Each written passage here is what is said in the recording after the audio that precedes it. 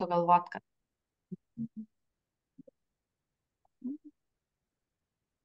Aš paskui gal atsijungsiu net nuo kameros. O, kiek daug čia.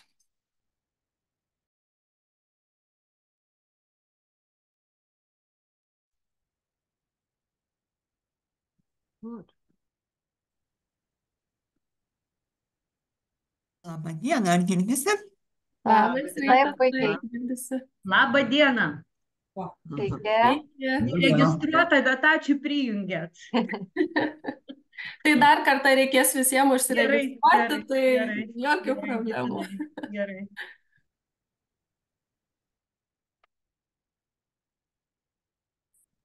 Aš matau, kad lygiai 10, bet galvoju, galbūt, kadangi vis dar jungiasi, gal kelias minutės luktelkim tuomet dar. Gal palaukim kokį keletą, taip sakant. Gal ir tu norėtum paklausyti? Čia NVO tarybai labai svarbu. Labą dieną. Labą dieną. Taip.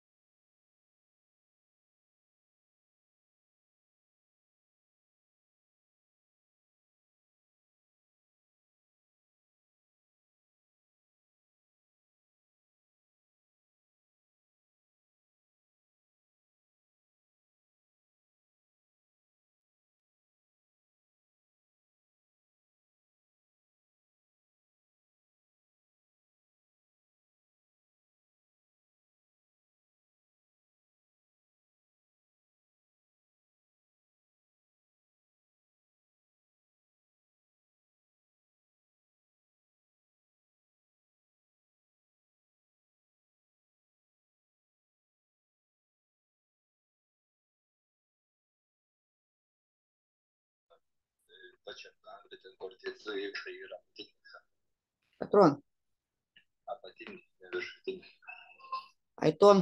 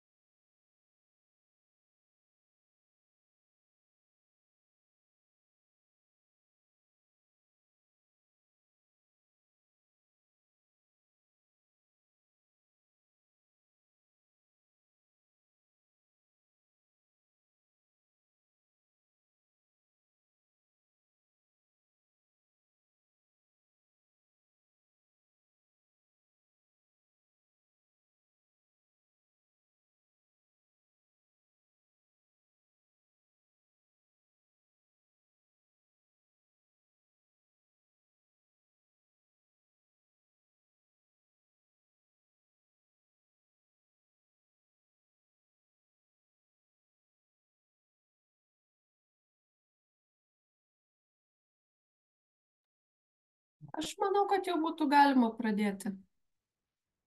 Tai galbūt skirsiu žodį mūsų vietos veiklos grupių tinklo pirmininkiai pirmiausia, įžanginį, apie kaimo plėtros programą papasakos, apie lyder, toliau žodį perleis Deimantei Žemgulytei ir Aistei. ir papasakos jau šios merginos apie dalyvavimą į biudžetą. Ir taip pat labai paprašysiu visų registruotis dalyvių sąraše. Registracija mums svarbi, kadangi turime atsiskaityti su nacionalinė mokėjimo agentūra, dalyvių sąrašas, kadangi tai yra projektinis renginys. Tai prašom, Helena. Tai laba diena visiems. Iš ties visi tikrai puikiai žinom kaimo plėtros programą, kurioje dalyvaujam labai, kaip sakyti, viską išsamei žinom apie lyder priemonę. Tai kaimo plėtros programa visi žinom, kad jinai susideda iš dviejų ramsčių. Didžiausias, aišku, ramstis ir didžiausia parama nueina ūkininkams, o lyderio, kaip visi žinot, yra tikrai pakankamai nedidelė dalis, bet tikrai džiaugiamės, kad jinai tokia yra, kuri mus visus verčia vis kas kartą patirti tikrai tokių gan gan tokių pakankamai iššūkių, kurie verčia mus ir mąstyti per naujo, ir ieškoti inovacijų, ir dabar vėl naujas iššūkis sumanumo link. Tai vat tikrai galimybės yra, džiaugiamės tom galimybėm ir dar labiau galbūt galima būtų tas galimybės išnaudoti ir per vystomąjį bendradarbiavimą. Tai gal tada aš tiek ir perduodu žodį lektoriam Deimantai Žemgulytei ir Aistei Rinkevičiūtei. Sveiki visi dar kartą. Labai smagu, kad vis su Aiste priiminėjom naujus žmonės, tai smagu, kad jūsų šiandien tiek daug prisijungia pasiklausyti apie dalyvavimą į biudžetą. Mes pačios esam iš Transparency International Lietuvos skyriaus, tokios viešosios politikos organizacijos, kuri dirba toli gražu ne tik su dalyvaujamuoju biudžetu. Mes įgyvendinam įvairias iniciatyvas, kurios susijusios su skaidrumo didinimu, įvairiomis korupcijos prevencijos iniciatyvomis, tiek kas liečia politikos skaidrumą, viešųjų finansų skaidrumą ir panašiai. Ir dalyvaujamasis biudžetas iš tikrųjų viena iš tokių didžiausių tikriausiai dabar šiuo metu iniciatyvų, nes, kaip pamatysit pagal skaičius, jinai Lietuvoje beprotiškai greitai išsprogo į tokį, sakyčiau, labai puikų būdą įtraukti gyventojus į sprendimų priėmimą ir vis daugiau savivaldybių pasirenka jį įgyvendinti. Dabar kaip atrodė šiandienos mūsų susitikimas? Mes turim su jumis jau dabar šiek tiek mažiau nei 1,5 valandos. Tai per šį laiką labai norėtume jums papasakoti apskritai apie dalyvavimą į biudžetą. Galbūt kai kuriems tai bus nauja, galbūt kai kurie jau esat net ir tokie slapti ekspertai prisijungę, tik tai patikrint savo žinių. Na, o antrą dalį norėsim pakviesti jūs interaktyviau pasikalbėti, tokį kaip ir interaktyvesnį pratimą, kurio metu pakviesime padiskutuoti grupėmis, pagalvoti apie tam tikras iniciatyvas, kurias ir kaip jos reikėtų apipavidalinti, kai galvojam apie dalyvaujamojo biudžeto iniciatyvą. Aš dabar pasidalinsiu su jumis skaidrėm, bet ko norėčiau prieš pradedant jau taip šnekėti apie dalyvaujamąjį biudžetą ir pasakoti jums apie tai, kaip jis atrodo šiuo metu Lietuvoje. Su Aiste norėjom paklausti jūsų kelių klausimų. Tai jeigu galėtumėt pasinaudoti savo telefonais, nuskenuoti šitą QR kodą, jis jūs turėtų nuvesti į programėlę Menti. Ten rasite du labai paprastus klausimus. Vienas iš šių klausimų yra, ar jūsų žiniomis, jūsų savivaldybė, kurioje veikiate, dirbate, užsiimate, gyvenate, jau čia kaip interpretuosite, įgyvendino dalyvaujamąjį biudžetą. O antrasis klausimas yra, ar jums patiems teko vienaip ar kitaip įsitraukti į dalyvaujamąjį biudžeto veiklas. Tai matau, kad dalis jūsų tikrai jau rado klausimus. 7 berods jau žmonės spėjo ir atsakyti. Jeigu kam nors kiltų iššūkių jungiantis arba nematytumėt klausimo, reikėtų koduko, tai būtinai pasakykit.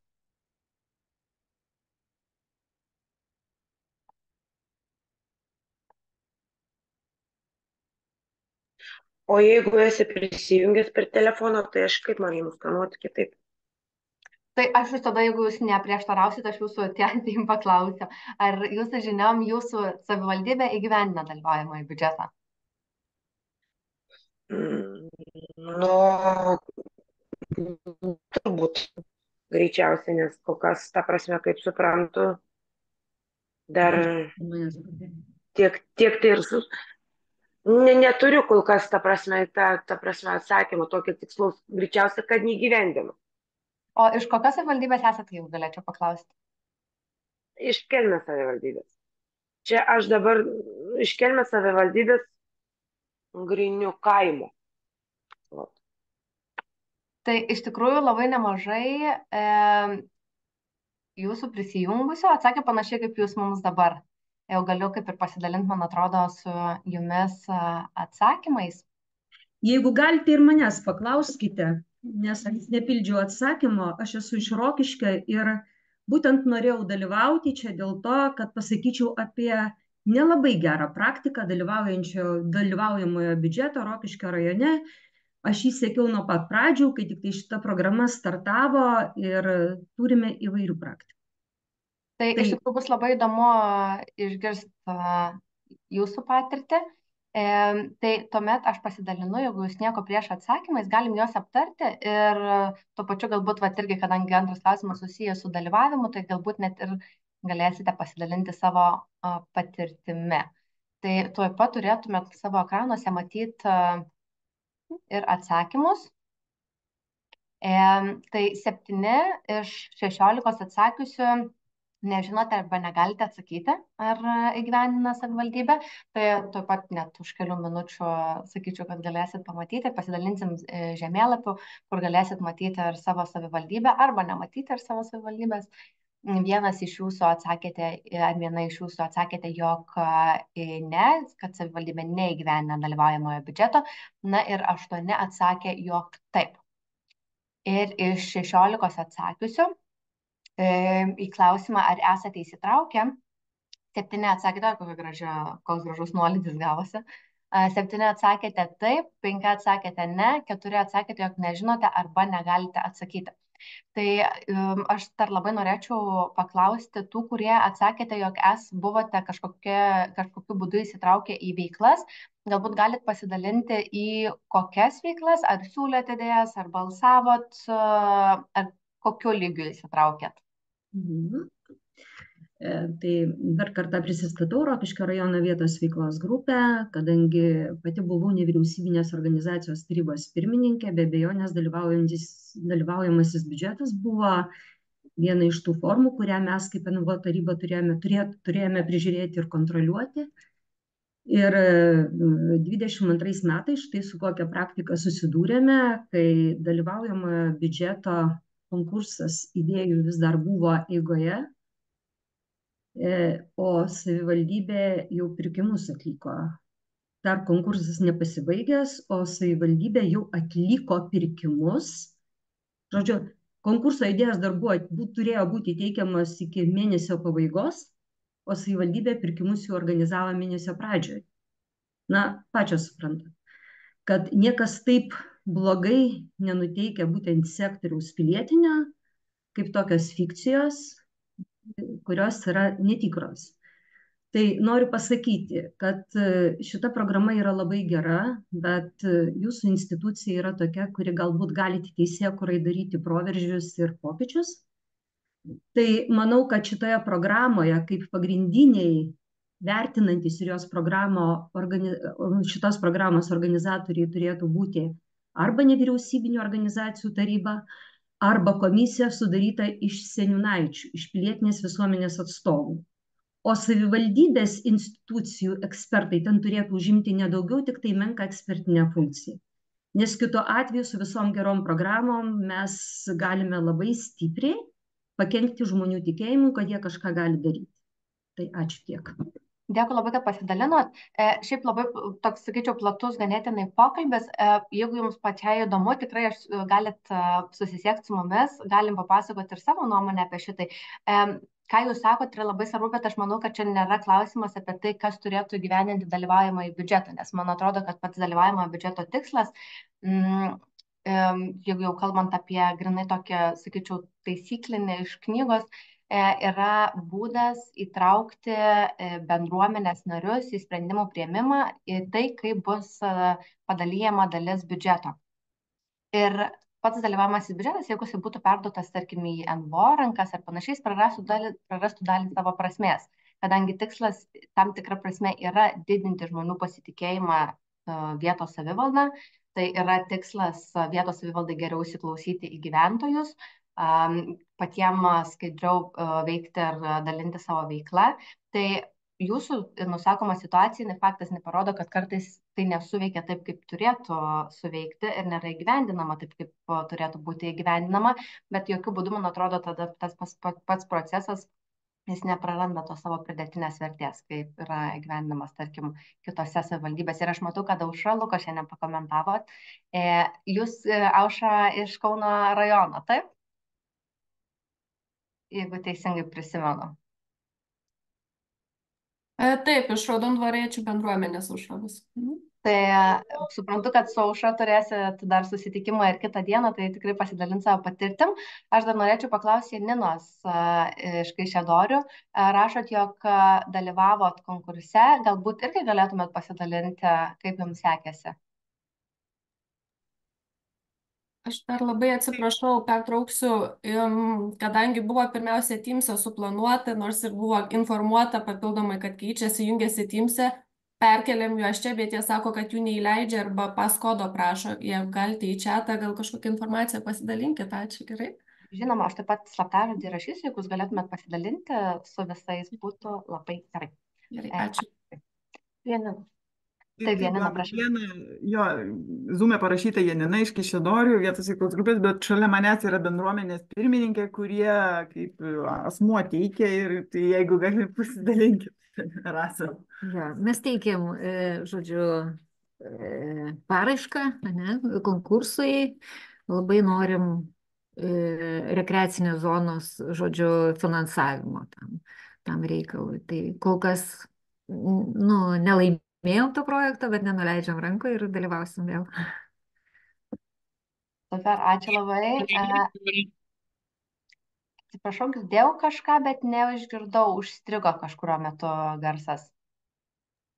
Tai dėl mūsų užstrigo Kaišiadoris? Ne, berods ar kažkas bandė pasidalinti savo mintimis, bet užstrigo ir taip ir neišgirdom. Labai paprašysiu, jeigu ką, kilstelkit rankas, kad tiesiog matytume, jeigu ką, identifikuotume, kas norėtumėt pasisakyti.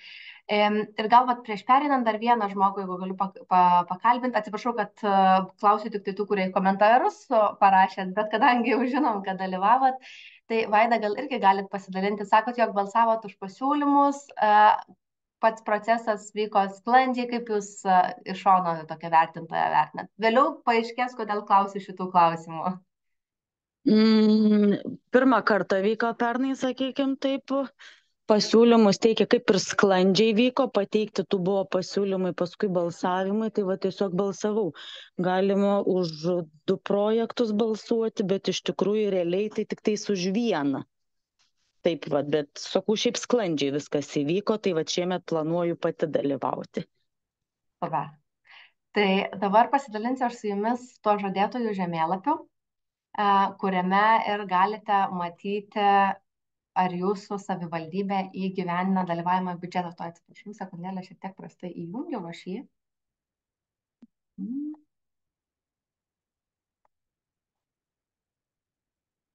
Na va. Matosi? Super. Tai prieš save matot žemėlapių, kuriame pažymėtos visos savivaldybės, kuriuose bent kartą nuo 2019 metų buvo įgyvendinamas dalyvaujamasis biudžetas. Jos pažymėtos skirtingom spalvom, kadangi spalvos reiškia tai, kiek gyventojų įsitraukia į dalyvavimą į biudžetą. Bet įsitraukia ne teikdami idėjas, bet balsuodami už jas. Ir kuo tamsesnė spalva, tuo daugiau gyventojų tai savivaldybei pavyko įtraukti į dalyvavimą į biudžetą. Viso, jeigu paskaičiuotume tai tas spalvotas savivaldybės, matytumėt, jog nuo 2019 metų 44 savivaldybės bent kartą įgyvendino šį gyventojų įtraukimo būdą. Ir per šį laikotarpį, vien per praėjusius metus, balsavo už įvairias idėjas 106 000 gyventojų 37 savivaldybėse. Žinau, kad dabar papildžiau labai daug skaičių ir jie gali skambėti labai skirtingi, bet tiesiog, kur atsiskiria tas 37 ir 44, tai dalis savivaldybių, kurios žemėlapyje yra pažymėtos pilkai, praėjusiais metais neįgyvendino dalyvaujamojo biudžeto, bet jie įgyvendino per tuos likusius 4 metus. Ko dar nepasakiau prieš pradedant pristatymą, bet ką norėčiau paskatinti daryti, jeigu turėtumėt komentarų, klausimų, bet kuriuo metu tikrai siūlau įsitraukti, siūlau pasidalinti jais ar klausti iš karto, ypatingai jeigu tai yra kažkas, kas yra visiškai jums nauja. Prieisim tikrai prie skaidrės, kurioje plačiau aptarsim patį visą procesą, bet tiesiog pamanėm, kad visai galbūt įdomu jums būtų išgirsti ir šiek tiek tos statistikos, kad žinotumėt, kokio dydžio dabar yra šita iniciatyva ir kaip jinai yra aktyviai įgyvendinama. Tai čia, kas liečia gyventojų įsitraukimą ir savivaldybių, kaip ir, galima sakyti, net ir tam tikrą prasme sėkmę įtraukiant juos į balsavimo procesą. Dabar kalbant apie pinigėlius. Tai visos savivaldybės, ir aš kartosiu šitai dar šiandien ne vieną kartą, yra labai skirtingos. Tie, kas liečia patį procesą, nors bazė dažnai išlieka ta pati, jos vis tiek turi tam tikrų charakteristikų, kurios skiriasi viena nuo kitos. Tai taip pat skiriasi ir skiriama suma. Jeigu, tarkim, nuvažiuotumėte vieną savivaldybę ir norėtumėte teikti projektą, jūsų tokia limitacija ribos galėtų būti 7 000 eurų. Kitos savivaldybės jau skiria ir apie 350 000 eurų. Ir jau dabar žinom, kad kitais metais šita suma, ta didžiausia suma, turėtų būti dar didesnė, nes Kauno rajono savivaldybė jau svarsto apie 500 000, kurį skirtų gyventojams per dalyvaujamojo biudžeto iniciatyvas. Jeigu kalbėtume apskritai nuo 2019 metų, bet turėkite omeny, kad pradėjome apskritai mes nuo labai mažo savivaldybių skaičiaus. 2019 metais 8 savivaldybės įgyvendino dalyvaujamąjį biudžetą, net ne 19-20, o 24 jau 44. Tai tos sumos, aišku, tam tikrą prasme kaupėsi vien dėl to, kad daugėjo savivaldybių skaičius. Ir tai galima matyti per palyginimą. Tai pavyzdžiui, jeigu imtume visus metus nuo 2019, tai gyventojai nusprendė dėl 8 milijonų eurų. Bet vien pernai metais gyventojai paskirstė 3,6 milijonų eurų, kas praktiškai yra beveik pusę tos bendrosios sumos, kas tik tai dar kartą parodo, kad tiek daugiau savivaldybių pasirenka įgyvendinti dalyvaujamąjį biudžetą, tiek ir tas pinigėlių kapšelis dažnai didėja. Kas liečia pačius projektus, tai tie, kurie jau teikėt ar balsavot, jau susidūrėt, matysit kelis net ir pavyzdžius, galbūt ir iš jūsų savivaldybės, bet vien per praėjusius metus gyventojai viso pateikė 1200 projektų. Labai didelę dalį šių projektų sudarė Vilniaus miesto savivaldybės gauti projektai, tai apie 700. Ir dėl to labai akivaizdus toks kaip ir mažėjimas nuo to, kiek projektų buvo gauta ir kiek galiausiai pateko į projekto balsavimo etapą.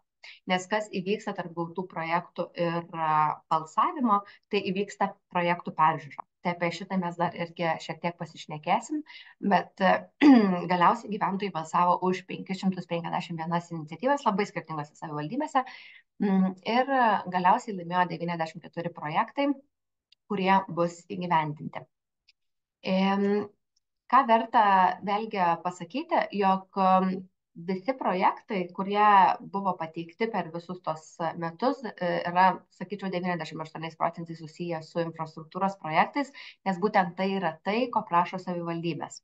Šiuo metu vos viena savivaldybė, tai Šiaulių miesto savivaldybė, siūlo gyventojams teikti idėjas ne tik susijusios su infrastruktūra, bet ir susijusios su tam tikrais socialiniais bei kultūriniais klausimais. Tai ką tai reiškia, kad gyventojai gali siūlyti ne tik sakykime, kietasias idėjas, bet ir minkštasias idėjas. Ir kai sakau minkštasis, turiu omenyje, pavyzdžiui, renginius, susitikimus, festivalius ir panašiai. Arba, tarkim, paramą kažkokiai vienai sričiai. Nu, čia dabar matot kelias iniciatyvas, kurios laimėjo ir buvo įgyvendintos. Tai, pavyzdžiui, bronzinės voverės Alytuje, tai buvo viena iš pirmųjų įgyvendintų apskritai ir laimėjusių projektų. Ir galbūt žinot, jog Alytus apskritai buvo pirmoji savivaldybė Lietuvoje, kuri įgyvendino dalyvavimą į biudžetą ir nuo to viskas kaip ir prasidėjo Lietuvoje. Tuomet barbecue zona, lauko žaidimai, žaidimo aikštelės. Žaidimo aikštelės, tarp kitko, yra, vakar irgi su kolegom šiek tiek juokavom, kad tai yra greičiausiai populiariausia iniciatyva visoje Europoje, nes vakar turėjom renginį, kurio metu tiek kolegos iš Latvijos, tiek Estijos, tiek Prancūzijos, tiek Portugalijos, visi sakė, jog tai yra kone pati populiariausia visų siūloma idėja. Tuomet apžvalgos aikštelės ir tokie projektai kaip tam tikrų ar saugomų vietų ar panašiai išsaugojimas ar puoselėjimas.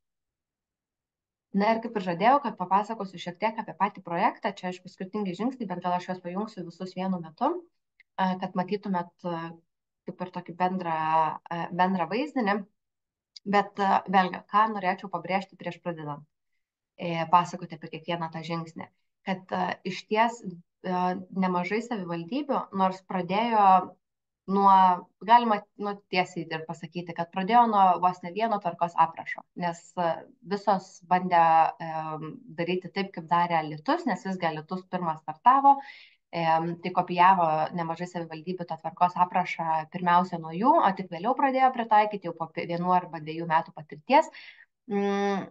Tai jau pritaikant labai pradėjo išsiskirti tam tikros dalis. Tai net jeigu iš mūsų dabar visų čia prisijungusių pradėtume lyginti tai, kaip kurioje savivaldybėje kas veikia, pamatytume, kad tikrai labai skiriasi. Pavyzdžiui, vienų miesto atstovai, pavyzdžiui, tokių kaip Klaipėda, galėtų sakyti, kad pas jų nuo 16 metų vyksta balsavimas. Klaipėdos rajonas galėtų sakyti, kad pas juos net nuo mažiau ir kad visi gali teikti idėjas, nepriklausomai nuo to, ar yra iš tos savivaldybės ar ne iš tos savivaldybės. Kitose savivaldybėse yra kur kas konservatyviau ir gali teikti tik konservatyviau. Netinkamas žodis labai, bet tiesiog, kad gali teikti tik tai tos savivaldybės gyventojai ir, pavyzdžiui, nuo 18 metų balsuoti. Tai šitai turėkit omeny, nes nėra tokio dalyko kaip ten, tarkim, taisyklė, kuri turi būtinai būti įgyvendinama dalyvavimojo biudžeto metu. Kiek trunka dabar pats procesas?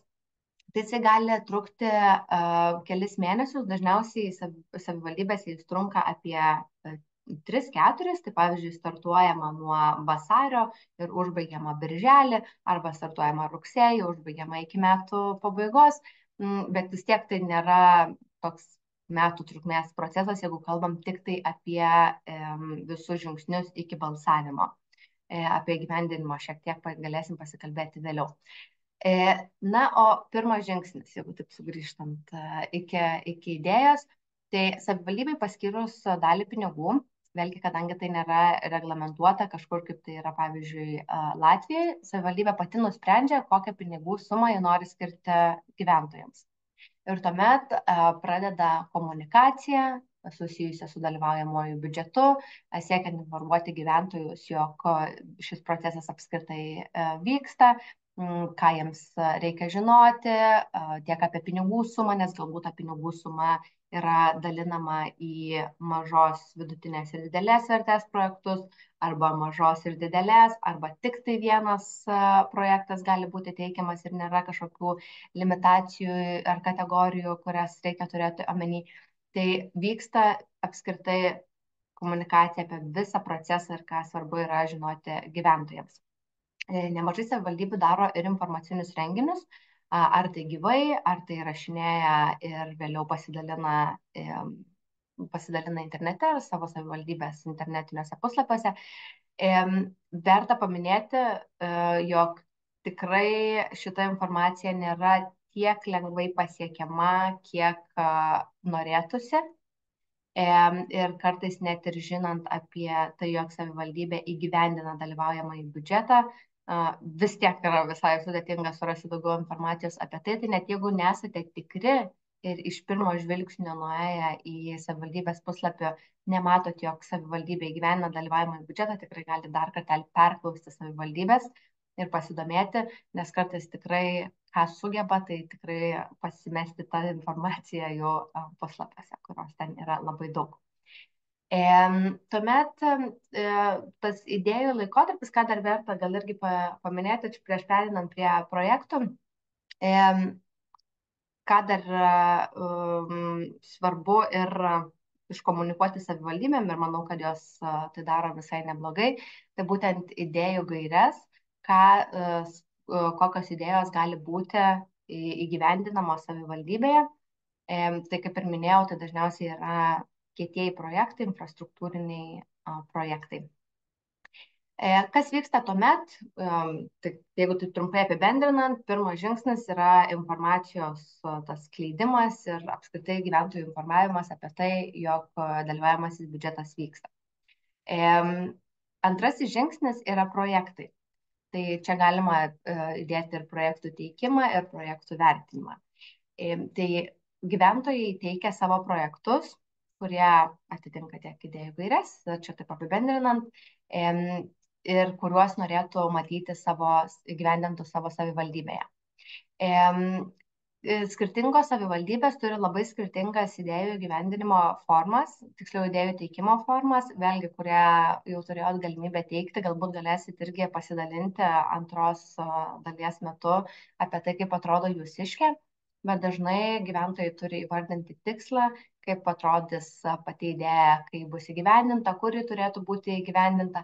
Kai kurios savivaldybės prašo ir paskaičiavimo, kaip gyventojai mato biudžetą. Kur kartais kyla iššūkiai ir kodėl labai svarbus projektų vertinimas. Tikriausiai suprantam visi, jog gyventojams, kurie gyvenime nėra rašę, pavyzdžiui, projektų, visai sudėtinga apskaičiuoti, tai kiek kainuos ten fontano įrengimas, jeigu aš labai norėčiau, kad mano miesto parkelyje atsirastų fontanas. Dėl to labai svarbus keli dalykai. Pirma, jau kelios savivaldybės pradėjo startuoti su viešosiamis konsultacijomis, kurių metu kartu su gyventojais dar prieš jam pateikiant idėjas, konsultuoja juos ir peržiūri kartu projektus, padedant suprasti, ar apskritai šitas projektas gali būti įgyvendinamas. Kas taip pat vyksta paraleliai, konsultacijos gyventojų, vėlgi apie tai, ką verta turėti omenyje teikiant projektą.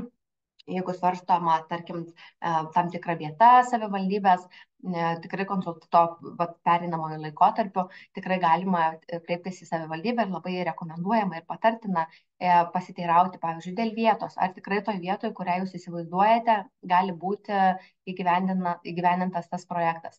Nes kartais nutinka, iki balsavimo etapo išeina projektai, kurie negali būti įgyvendinami, nes, pavyzdžiui, yra privačioje valdoje arba valdoje, kurioje negalima daryti kažkokių infrastruktūrinių projektų. Ir kartais to net nežinom, patys iš šalies įsivaizduojam, kad galbūt ten yra vieša žemė ir kad tikrai gali būti išnaudojama kur kas geriau, bet pasirodo, kad savivaldybė tam teisės visiškai neturi. Tai tam svarbu konsultavimas, bet tuo pačiu labai svarbi ir konsultacinė grupė. Konsultacinės grupės turi tikrai visos savivaldybės, vienos didesnės tos konsultacinės grupės ir įvairesnės, kitos mažesnės. Tai manau, kad tos, kurios turi įvairesnės, labai išlošia, kadangi joms dažnai priklauso vos ne atstovai iš visų skyrių, infrastruktūros, architektūros ir įvairių kitų, kurie gali įvertinti tinkamai, ar tikrai tas projektas ir ta sąmata apskaičiuota gyventojų yra teisinga ir ar tikrai tas projektas, jeigu už jį nubalsuos daugiausia gyventojų, ar jis tikrai galės būti įgyvendintas galiausiai. Tuomet prieinam prie balsavimo dalies. Balsavimas vėlgi labai skirtingai vyksta įvairiose savivaldybėse.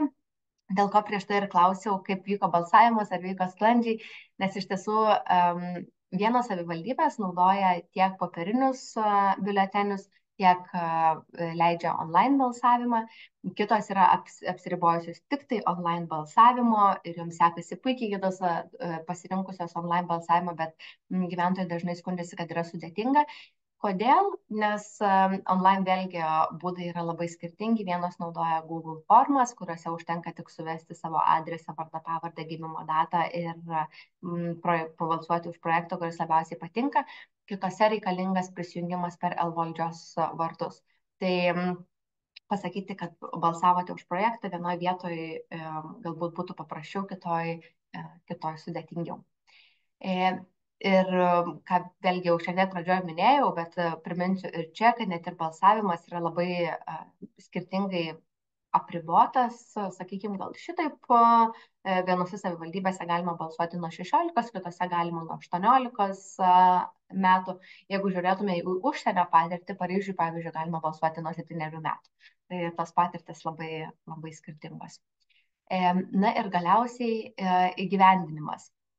Taip pat įgyvendinimas jau realiai, kai gyventojai nubalsuoja už idėją, jau net pačioje pradžioje paskiriant pinigus, savivaldybė įsipareigoja įgyvendinti laimėjusi projektą.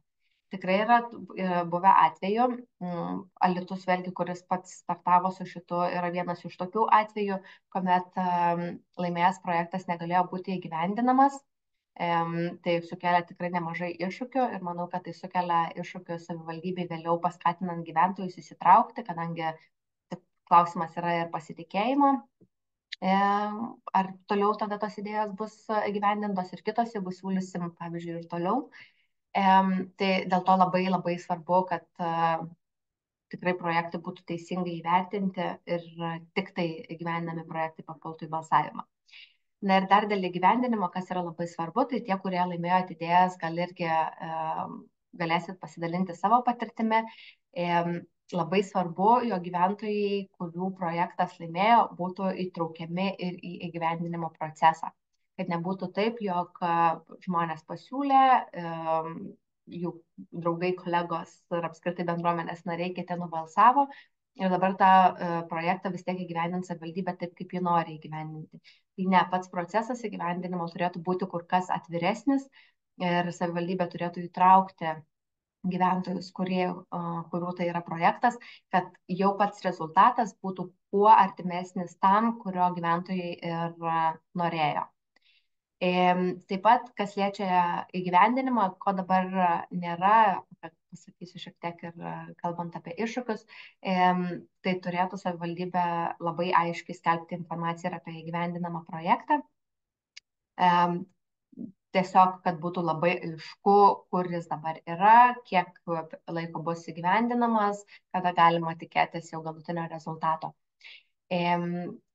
Kodėl tai apskritai yra svarbu, tai man atrodo, kad vien tas faktas, kad kurie projektai yra įgyvendinami 2 metus, kartais netgi galiu užsimiršti, kasgi ten su jais įvyko ir kaip jie turi atrodyti. Tai čia toks net savotiškas priminimas. Dabar pagalvojau, kad ko nepaminėjau, kas skiriasi irgi savivaldybėm, ką vėl verta galbūt paminėti ir jums. Tik dalies savivaldybių tam, kad pateiktum projektą savo, dar reikia ir surinkti parašus bendruomenės narių. Pavyzdžiui, kai sakau bendruomenės narių, tai nesupraskit bendruomenės, bet labiau kalbant apie visą savivaldybę kaip bendruomenę. Turi surinkti, pavyzdžiui, 11 ar tai 20 parašų, kurie patvirtintų, kad yra susidomėjimas ir kad šitą projektą apskritai savivaldybė svarstytų. Kai kuriuose šito nereikia. Tai čia vėlgi, kad žinotumėt ir dar kartelį atkreipiant dėmesį į skirtumus. Ar yra kažkas, Aiste, ką praleidau, ką vertėtų dar paminėti šitoj vietoj? Taip, aš matau tik tai, kad turim vieną klausimą, kurį tikriausiai dabar visai verta būtų ir atsakyti. Gavome klausimą iš Algirdo. Gal turite informaciją pagal savivaldybės, kiek eurų vienam gyventojui yra skiriama planuojant dalyvaujamajam biudžetui skiriama finansavimą? Ne, ir nemanau, kad pagal tai skaičiuoja savivaldybės. Visai nesenai čia pasižiūrėjom apskritai procentaliai, kiek savivaldybės skiria iš savo biudžeto. Tai skaičiai yra labai maži, tai svyruoja nuo 0,04%. Taip. 0,04% iki 0,8%, kas reiškia, kad vis tiek visos tos sumos, nepriklausomai nuo to, ar tai yra 7 000 ir tai yra 350 000, jie vis tiek visi yra iki 1% savivaldybės biudžeto. Tai aš sakyčiau, net kai kuriuose savivaldybėse, nu, va, pavyzdžiui, jeigu galvojant apie tą, kuris skiria 7 000, nu, tai net euro žmogui neišeina, nu, šiaip jeigu taip pažiūrėtume logiškai. Ir aš jokių būdų nesakau, kad tai yra ar blogai ar gerai, nesupraskite neteisingai, man atrodo, kad pradžioj testuojantį savivaldybėm dalyvavimą į biudžetą galima pradėti ir nuo mažesnių sumų, bet svarbu, kad jos vis tiek ar adekvačiai kiltų, ar apskritai atlieptų gyventojų poreikius.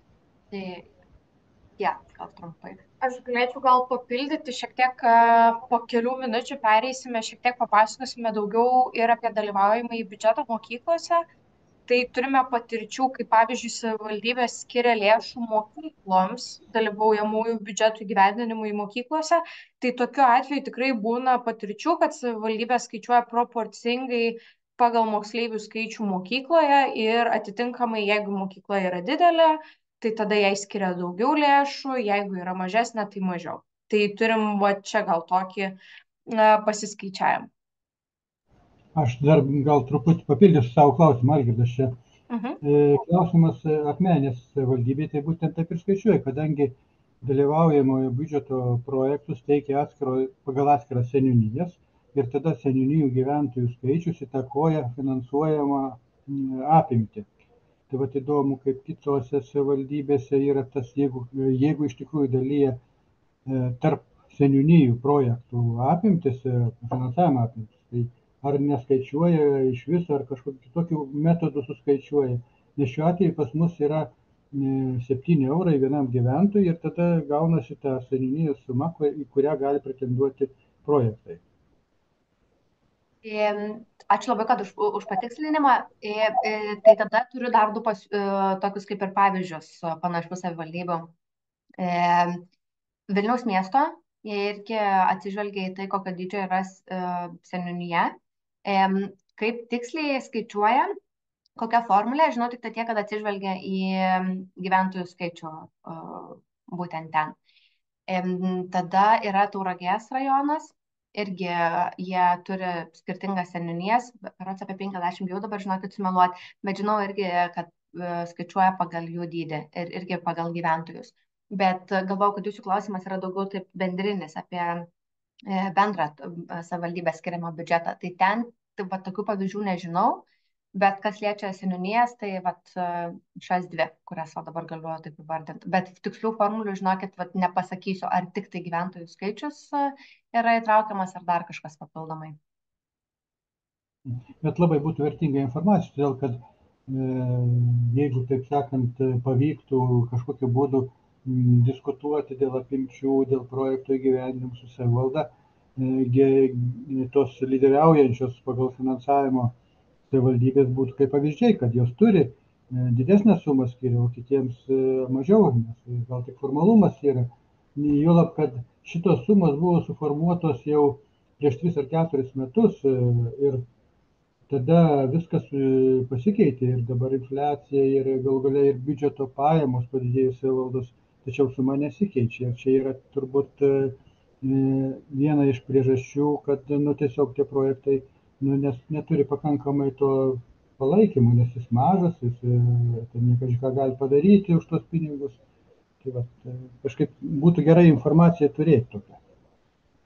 Dėl šito aš sutinku su jumis, kas liečia sumas, bet kaip ir sakiau, anksčiau šiek tiek, man atrodo, kad bent pačioje pradžioje, nes man atrodo, kad Lietuvoje mes ir esam pačioje dar pradžioje. Savivaldybės nemažai jų dar tik tai 1. arba tik tai 2. kartą įgyvendins dalyvaujamosius biudžetus, tai vis tiek reikalingas tas apšilimo laikotarpis, sakykime, šitaip, kur galėtų išsimėginti, pastartuoti, pažiūrėti, kaip viskas veikia, nes tai, kas veikia vienoje savivaldybėje, nebūtinai veiks kitoj. Ir aš jokių būdų nesakau, kad visos 60 savivaldybių dabar privalo daryti dalyvaujamąjį biudžetą. Jokių būdų, jeigu tai neveiktų kažkurioje savivaldybėje arba ten taptų įrankiu dar vienu, tik tai, nežinau, finansuoti savivaldybės ir taip norimus įgyvendinti projektus, tai aš manau, kad jokios naudos yra iš šito įrankio. Ir geriau turėti mažiau savivaldybių, gal net ir tą sumą, tarkim, laikyti, kad stabilę, nesvarbu, bet tuo pačiu tai daryti kokybiškai ir kad tai tikrai atlieptų gyventojų poreikius. Tai čia toks labai dviprasmiškas klausimas ir labai skirtųsi mano atsakymas priklausomai nuo to, kokią patirtį savivaldybė turi su šitu. Nes manau, kad apskritai tokių, kurios tik tai dėl čeko tai daro, tai galima kartais galbūt ir išvengti. Matau, Helena klausė, apie kokią sumą eina kalba. Ir taip pat dar Arūnas parašė, projektų idėjos turėtų ateiti iš apačios ar viršaus. Tai yra savivaldybė paskelbė įgyvendintų projektų sąrašą, žmonės nubalsuoja, kokius įgyvendinti. Helena, gal galėtumėt patikslinti, jūs apie kokią sumą, ar apie tą, kurią Algirdas kalba, ar apskritai? Jo, aplamai, kokia suma, ar yra nustatyta, kokia suma savivaldybė maksimaliai gali skirti. Aš girdėjau, jinai apsprendžia, bet gal yra kažkokia orientacinė suma, nes mūsų savivaldybė tai nedalyvauja. Ne, sumos tokios nėra, kadangi apskritai dalyvaujamasis biudžetas yra savanoriška iniciatyva savivaldybėm, ji nėra kažkas privaloma. Tai nėra numatyta, kad kažkokia dalis būtų tiksliai. Galim Latviją paimti kaip pavyzdį, aš nežinau, ar nebus geriausias pavyzdys, nes jie tik nuo kitų metų pradeda ir neaišku, kaip jiems čia seksis, bet pas juos bus privalomas visose savivaldybėse ir ten, tarkim, bus privaloma, jog savivaldybė skirtų 1% savo biudžeto lėšų. Tai čia vėlgi labai skiriasi skirtingose savivaldybėse, kaip tai atrodytų. Bet matysim, kaip jiems pasiseks. Lietuvos atveju tai nėra numatyta. Arūno, atsiprašau, klausimas iš apačios vienareikšmiškai. Pats tikslas dalyvaujamojo biudžeto yra tai, kad gyventojai patys pasiūlytų, ko jie mano, jog reikia jų savivaldybei, ko trūksta jų bendruomeniai, tiek kalbant apie infrastruktūrą, tiek apskritai apie viešųjų erdvių gerinimą ir po to patys nubalsuotų, kas jiems labiausiai patinka. Matau, Raimonda dar kelia ranką. Logiški labai kolegų klausimai, kadangi mes gyvendinam lyder programą, tai mes su to iniciatyvom iš apačios esame labai gerai supažindinti ir patys susipažinę ir ne tik labai įnikę į tai ir labai suprantame ir suvokiame logiką. Todėl, kai kolegos Algirdas sako, ar yra apibendrinta patirtis ir ją iš tikrųjų galima apibendrinti patirtį, kadangi 4 metai dalyvaujamajam biudžetui, tai kiek pirmaisiais metais vidurkis buvo apskritai šitoj programai savivaldybėms skiriamas, kiek antraisiais, kiek trečiaisiais, nes mes patys esame aktyvūs žmonės, kurie galime ir savivaldybės nuostatas keisti. Todėl mums tokios statistikos kaip ir reikėtų. Ačiū. Tai žinokit, tai aš dar kartelį atsiprašau, nes aš tikriausiai buvau dar kitaip interpretavusi jūsų klausimą.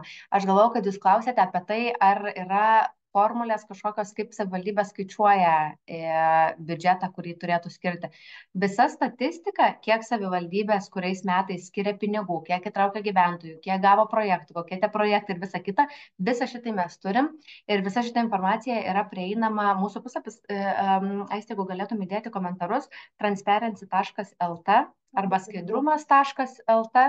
Ir ten yra atskiras skiltis dalyvaujamasis biudžetas ir ten yra kiekvienų metų pranešimai spaudai, svarbiausios įžvalgos ir tuo pačiu Excelio lentelės. Tai ten rasit ir savo savivaldybės, ir kitų savivaldybių, kiek, kaip tai visa iniciatyva kito kiekvienais metais. Tai visas šitas yra.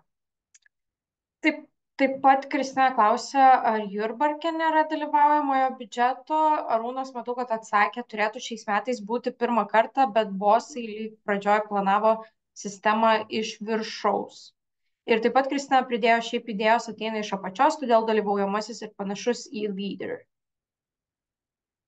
Gal tuomet užbaigsiu ties tuo, ką dar turime nuveikti, jau šiek tiek net ir pradėjom apie šitą kalbėti su jumis, kadangi matom, kad yra tų iššūkių dar, kuriuos galima spręsti, nes man atrodo, kad viena yra įgyvendinti dalyvaujamą į biudžetą, o kita įgyvendinti gerai. Tai mūsų tikslas yra ne tai, kad atsirastų 60 savivaldybių, kurios įgyvendina dalyvaujamą į biudžetą, bet kad tos, kurios įgyvendina, tai darytų kokybiškai. Nes pats tikslas, dar kartelį pabrėšiu, yra tai, jog net ir gyventojai, kurie įprastai galbūt rečiau įsitraukia į sprendimų priėmimą, rečiau dalyvauja savivaldos veiklose, turėtų platformą, per kurią galėtų išsakyti savo nuomonę, pasakyti, kas jų manimų yra reikalinga bendruomeniai ir turėtų galimybę galimybę tą projektą įgyvendinti. Tai ką dar turime nuveikti, tai jau pirmas kaip ir toks užsimintas, trūksta dar to kokybiško gyventojų įtraukimo į dalyvaujamojo biudžeto veiklas. Ir kai sakau kokybiško, tai turiu omenyje, jog dažnai ir informacija dar nepasiekia gyventojų apie tai, kad apskritai toks procesas vyksta jų savivaldybėje, informaciją sudėtinga rasti. Pamirštama, kad ne visi naudojasi socialiniais tinklais, o skelbiama tik tai socialiniuose tinkluose tokia informacija, arba gyventojai tam tikrą prasme paliekami patys su projektų rengimu ir konsultacijų negauna pakankamai iš savivaldybių, tai šitas dar yra. Tuomet savivaldybės dažnai nenusimato sėkmės rodiklių, kurie leistų pamatuoti sėkmę. Tai čia vėlgi, ką minėjau, kad kartais net nežinome, ar tai, ką darome, veikia pas mus. Galbūt reikėtų išmėginti net nedalyvaujamą biudžeto piliečių asamblėjas. Nesakau dabar, kad tai reikia iš karto daryti, bet tiesiog, kad galbūt verta pasvarstyti, ar tai tos veiklos, kurios yra įgyvendinamas dabar, padeda pasiekti tų tikslų, kuriuos mes turime. Tada pilietinių technologijų trūkumas, tai čia atliepiant tą faktą, jog kai kuriuose savivaldybėse ganėtinai sudėtingi balsavimo procesai ir juos vis tiek palengvinant reikalingi įgūdžiai ir trūksta išsamios informacijos apie laimėjusio projekto įgyvendinimo eigą. Tai dažnai sudėtinga surasti, prieš kelias dienas norėjau atnaujinti tos paveiksliukus su gyvendintom idėjom, kurios yra gyvendintos Lietuvoje. Ne taip lengva, kaip atrodo, nes dažnai ta informacija nėra tokia pasiekiama ir naudoti raktinius žodžius įgyvendintos idėjos dalyvavimas biudžetas kartais nepakanka, o reikia daugiau pasiknisti ir paieškoti, kas tikrai dažnai nėra patogu. Tai tiek apie miesto lygmenį. Dabar, jeigu jūs nieko prieš, pagalvojom, kad galbūt jums įdomu būtų išgirsti ir trumpai apie mokyklas. Taip, matau, Arūnas dar klausė, ar pasidalinsime skaidrėmis. Taip, tai skaidrėmis pasidalinsime. Ir sveiki, dar neteko man pačiai su jumis pasisveikinti, esu Aistė Rinkevičiūtė, taip pat iš TILS komandos Transparency International Lietuvos skyriuje daugiausiai dirbu su dalyvaujamaisiais biudžetais mokyklose. Tai norisi šiek tiek trumpai taip pat jums papasakoti apie mokyklas, kadangi Lietuvoje mes ne tik labai sparčiai plečiamės su savivaldybių dalyvaujamuoju biudžetu, bet taip pat ir su mokyklomis. Tai galite matyti paveiksliukus, užrašus apie dvi mokyklas, Eitminiškių gimnaziją ir Kalvelio Aušros gimnaziją. Tai 2019 metais šios dvi mokyklos buvo pirmosios Lietuvoje, kurioms padėjome išbandyti dalyvaujamosius biudžetus. Tai šios mokyklos yra pakankamai nedidelės Vilniaus rajono mokyklos, kuriuose vienoje dalyvavo 60 moksleivių, kitoje 80. Biudžeto, kiek buvo skirta, tai vienoje 1000, kitoje 1500. Ir balsavimui pateikta vienoje 7 projektai, kitoje 3 projektai. Ir kasgi moksleiviams yra svarbu ir kokios tos idėjos laimėjo mokyklose. Tai Eitminiškėse laimėjo lauko pavėsinę ir jeigu ir šiandien pravažiuotumėt pro Eitminiškės, pamatytumėt, kad šalia mokyklos stovi medinė lauko pavėsinė, todėl yra svarbu, kad ši idėja, nors ir įgyvendinta jau prieš 4 metus, bet vis dar yra naudojama mokyklos bendruomenės, ten yra įgyvendinamos ir kaip lauko klasėse pamokos ir taip pat leidžiamas laikas neformaliai. O Kalvelio Aušros gimnazijoje tuo tarpu įsigyta sporto inventoriaus, tai siekiant atnaujinti turimą mokyklos turtą, kad moksleiviai turėtų dar geresnės sąlygas, kaip leisti savo laisvą laiką tarp pamokų ir po pamokų.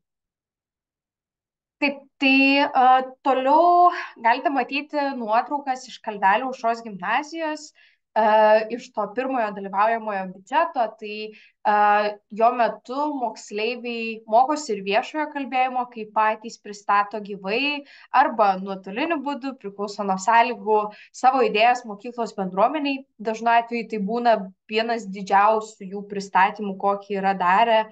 ir tai būna tokia nemaža patirtis, reikalaujanti ir drąsos. Antroje nuotraukoje galite matyti, kaip moksleiviai balsuoja, tai tie balsavimai irgi vyksta tiek gyvai, tiek elektroniniu būdu, labai skirtingose mokyklose. Ir trečiojoje nuotraukoje matote penktokus, kurie labai džiaugiasi, kad jų idėja laimėjo. Taip, o bendrai nuo 2019 metų mes jau pajudėjome labai stipriai į priekį. Ir iš viso esame padėję 62 mokykloms įgyvendinti 98 dalyvaujamosius biudžetus. Dešinėje pusėje taip pat galite matyti ir mokyklų sąrašą. Daugelis mokyklų išbandžiusios dalyvaujamą į biudžetą vieną kartą jį įgyvendino po to ir kitais metais, ir dar trečiais, ir ketvirtais. Tai dėl to yra labai džiugu, kad tai tampa tradicija mokyklos bendruomenėje kartu su mokiniais spręsti dėl to, kaip yra panaudojamos mokyklos lėšos. Taip pat dar kas yra svarbu, tai žemėlapyje galite pamatyti savivaldybės. Maždaug apie 1/6 savivaldybių rudenį sakė, kad arba jau padeda, arba planuoja padėti savo mokykloms įgyvendinti dalyvaujamosius biudžetus. Tai pavyzdžiui, skirti lėšas arba teikti metodologinę pagalbą, tai yra suburti mokyklas, kad jos kartu dalintųsi patirtimi ir panašiai. Ir kas iš to dalyvaujamojo biudžeto mokyklose, atlikome matavimus ir sužinojome, kad 3 kartus daugiau moksleivių žino, kaip įsitraukti į mokyklos veiklas. Taip pat, kur yra bene didžiausias pokytis, tai kad 8 kartus daugiau moksleivių sužino, kaip yra sudaromas mokyklos biudžetas. Tai visada iniciatyvos pradžioje kviečiame mokyklos vadovą ar vadovę pristatyti mokyklos biudžetą. Ir labai dažnu atveju tai būna pirmasis kartas, kada moksleiviai sužino apie mokyklos biudžetą šiek tiek daugiau, tai iš kur ateina lėšos, kur jos išeina daugiausiai. Ir kad ta suma yra ribota ir kiek išeina pinigų elementariausiam dalykam, tokiem kaip komunaliniai mokesčiai arba atlyginimai ir panašiai.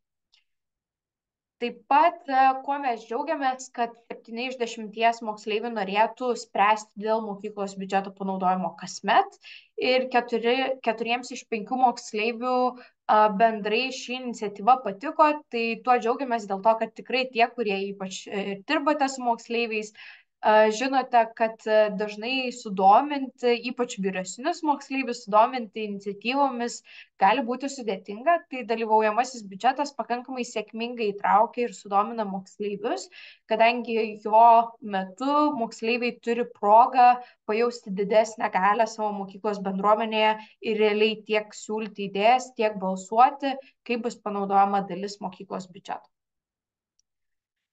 Taip, ir super greit. Taip pat mūsų puslapyje Transparency.lt galite rasti ir praktinius vadovus, tai tiek išsamesnę studiją apie dalyvaujamosius biudžetus savivaldybėse, tiek praktinį vadovą apie dalyvaujamosius biudžetus mokyklose. Tai tikrai, jeigu domintų, skatiname susipažinti. Ir dabar dar matau, Raimondas yra ranką pakelta. Aiste, aš žinau vėlgi Rokiškis, aš žinau, kad iš tikrųjų mes kaip ir bandėme tą programą praeitais metais įgyvendinti, nepavyko, mokyklos nei viena neįsijungė. Tai noriu paklausti, ar tai mokyklos biudžeto rėmose, mokyklos dalyvaujamasis biudžetas yra, ar tai savivaldybė kažkaip gali papildomas lėšas skirti, kaip yra, kokia praktika yra dabar susiformavusi? Ačiū. Taip, ačiū už klausimą. Tai yra skirtingų mechanizmų. Kaip didelė dalis tų mokyklų, su kuriomis mes patys esame tiesiogiai dirbę, tai lėšas tiesiog skiria iš savo mokyklos biudžeto. Tos lėšos dažniausiai būna apie 1000 eurų, bet gali būti ir 200, gali būti ir 2000, labai priklauso nuo mokyklos finansinių galimybių. Bet tikrai, ką esame pastebėję, kad ne sumos dydis yra svarbiausia, o pats procesas, tai ir su 200 eurų biudžetu mes esam turėję labai gerų pavyzdžių. Kokie yra kiti variantai galimi, tai pavyzdžiui, Vilniaus miesto savivaldybė skiria mokykloms lėšų dalyvaujamųjų biudžetų įgyvendinimui, priklauso nuo mokykla ar pirmą kartą, ar antrą kartą, tai arba 500 arba 1000 eurų šiemet skiria. bet taip pat yra reikalavimas, kad mokykla bent kažkiek turi prisidėti iš savo lėšų. Tai dažniausiai mokyklos prisideda nuo kažkur 100 eurų iki 1500 eurų dar ir iš savo biudžeto. Arba yra trečias variantas, tai yra savivaldybių, kurios skiria tiesiogiai mokykloms būtent tam lėšas. Nėra reikalavimo, kad mokyklos papildomai dar skirtų iš savęs ir tiesiog ateina, pavyzdžiui, Klaipėdos, man atrodo, mieste, turim pavyzdį, pavyzdžiui, iš savivaldybės ateina 2000 eurų konkrečiai dalyvaujamajam biudžetui ir mokykla būtent tuos 2000 eurų tam ir panaudoja. Kadangi šiek tiek užtrukom, mažiau turėsim laiko antrai daliai, tai norėčiau labai greitai ją pristatyti jums. Kas dabar vyks, norėtume pakviesti jūs padirbėti grupėse ir pagalvoti apie vieną iš iniciatyvų, kurią norėtumėte įgyvendinti savo mieste. Bet prieš tai norėčiau paprašyti tų, kurie esate prisijungę ir jau esate siūlę savo idėjas, gal galite kilstelti rankas, kad mes jūs galėtume į skirtingas grupės sudėlioti, kad staiga neturėtume vienos mega ekspertų komandos. Tiesiog kilstelkit ranką, mes užsirašysim, kuriuos paskirstyti po grupės. Arba galit komentaruose parašyti, kaip jums patogiau. Matau. Kaišiadoris. Kur nors esate pasižymėtų? Matau Janiną, tada... Rankas paprašyčiau pakelti tuos, kurie jau esat teikę savo savivaldybei idėjas. Taip, matom kol kas 2 rankas, Algirdo ir Janinos Kaišiadorių, tai ten suprantam ne tik Janina. Ir matau dar, Andrius paklausė, ar kelit.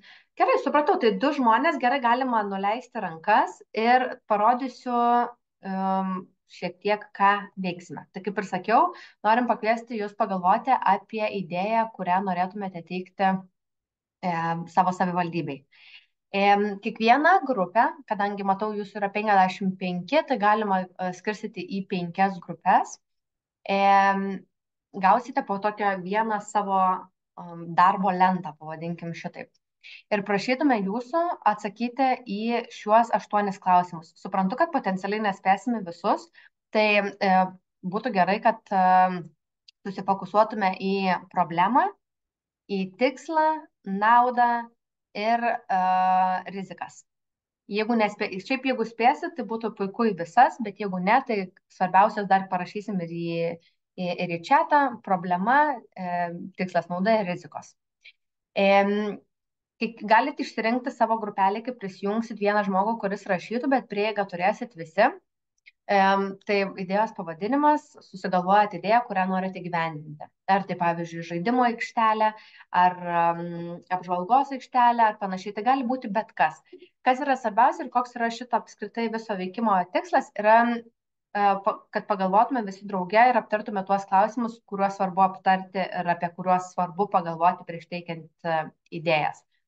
Tai susigalvojate idėjos pavadinimą, 2 kartus paspaudėte ant šito ir tada, tarkim, apžvalgos aikštelės. Išsaugote. Atsiprašau, atšaukiu netyčia. Turėtume spausti išsaugoti. Tai išsaugot atsakymą, reikia naujo lapelio, paspaudėte ant lapelio, 1, 2, 3, atsakymas į antrąjį klausimą, išsaugoti, pastumiu po klausimų, į kurį yra šis atsakymas. Ar turit kažkokių klausimų? Siūlyčiau labai trumpai pasiskirsti, kadangi turėsim apie 20 minučių tokiam darbui, nes būtų smagu turėti bent 10 minučių dar aptarimui, kai grįšim. Tai per 20 minučių būtų gerai, jeigu taip pat pasiskirstytumėt laiką, kad ten, tarkim, kiekvienam klausimui po 2 minutės, tarkim, ar 3 minutės. Nuolat garsas dinginėja, gerai, pasistengsiu išjungti visas nereikalingas programas, galbūt pagelbės. Man tai nei karto nebuvo dingęs garsas, viskas gerai. Gerai, puiku. Ar viskas ties čia aišku? Nuorodas mes jums įmesim, kiekviena grupė turės pagal pavadinimą, galėsit matyti, kur jūs esate, kiekvieną grupę įdėsim jūsiškę. Tai tiesiog po kiekvieno, kad atsirastų po lapelis ir jūsų atsakymas į šitą klausimą.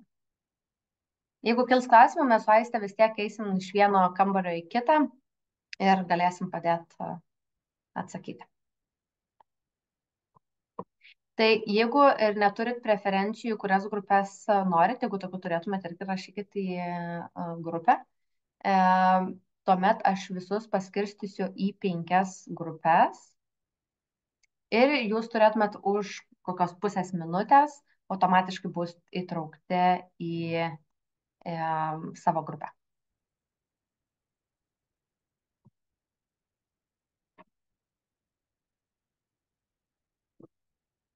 Mhm.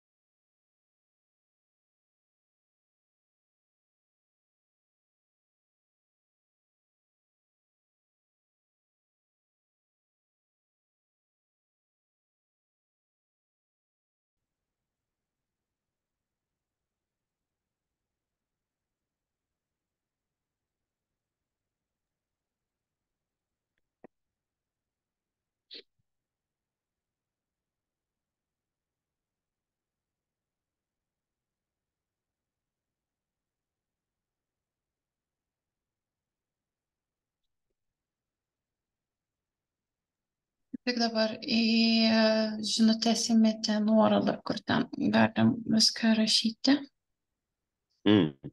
Okay. Aha, aš jau atsidariau ten tą lentą. Tik čia mes su kolega tam pačiam kabinete klausom, tai gali būti trikdžių garsai.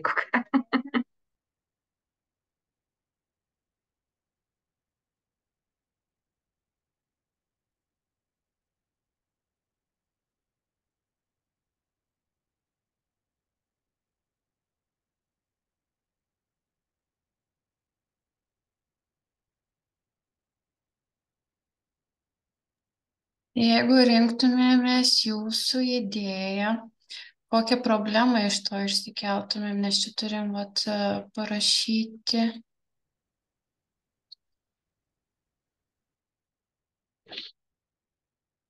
Problemą aš įvardį... O, čia reikia įrašinėti dar kažką. Problemą matyčiau atitolimą, nesusikalbėjimą, nesupratimą, fragmentiškumą visuomenės, išsiskyrimą į skirtingas nišas ir... Labą dieną. Ar čia Sveiki. mes planuojam ką nors veikti? Aš gal galėčiau jūs perkelti į 4. grupę, kad jūs Jo, būtumėt kad su mes daugiau žmonių.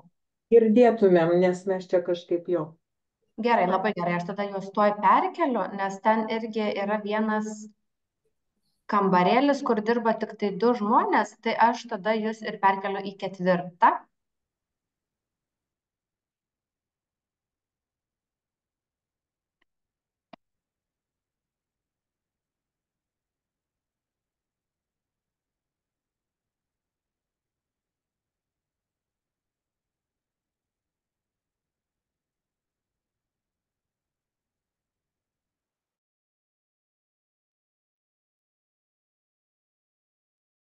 Sveiki. Matau, kad be kamerų, be mikrofono, ar viskas aišku, neaišku?